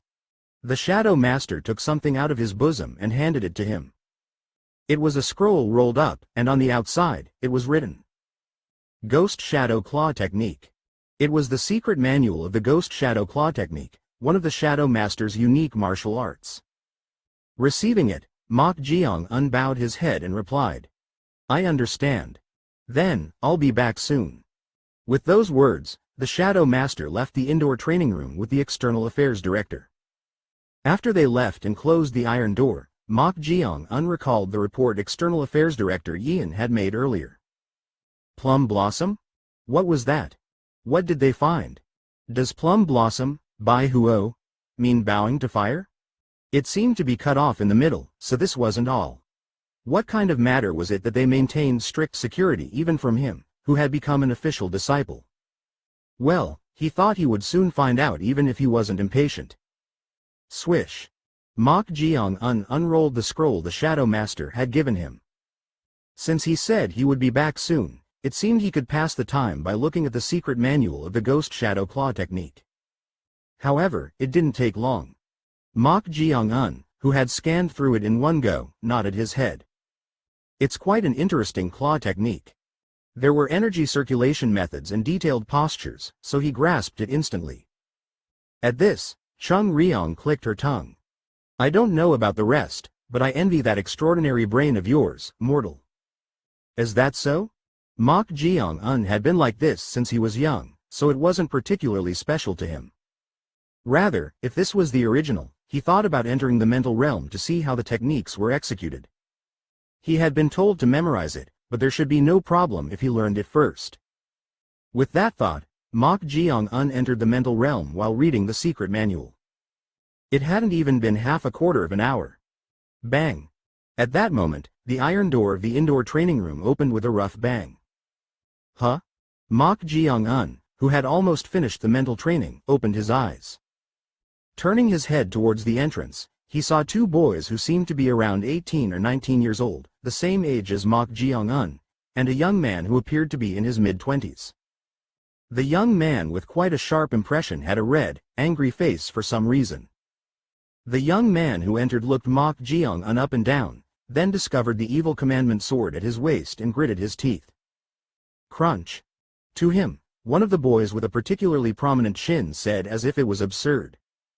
How could this happen? Didn't senior brother risk his life to obtain the evil commandment sword? Junior brother is right, that sword should be received by senior brother. But how could they give it to a hostage from the righteous faction? I can't stand this. Brothers, I'll take it back right now. With those words, the boy with the prominent chin kicked off the ground and launched his body towards Mok Jeong-un. Whoosh! Seeing the boy suddenly attacking, Mok Jeong-un tilted his head, then smack! Huh? With one hand, he lightly blocked the trajectory of the claw technique the boy was executing and grabbed his neck with lightning-fast hand movements. Clench. Kook. Suppressed in an instant without being able to properly execute a single technique, the boy couldn't hide his momentary bewilderment. Looking at the boy, Mok Jeong-un said in a dry voice. You're risking your life at our first meeting.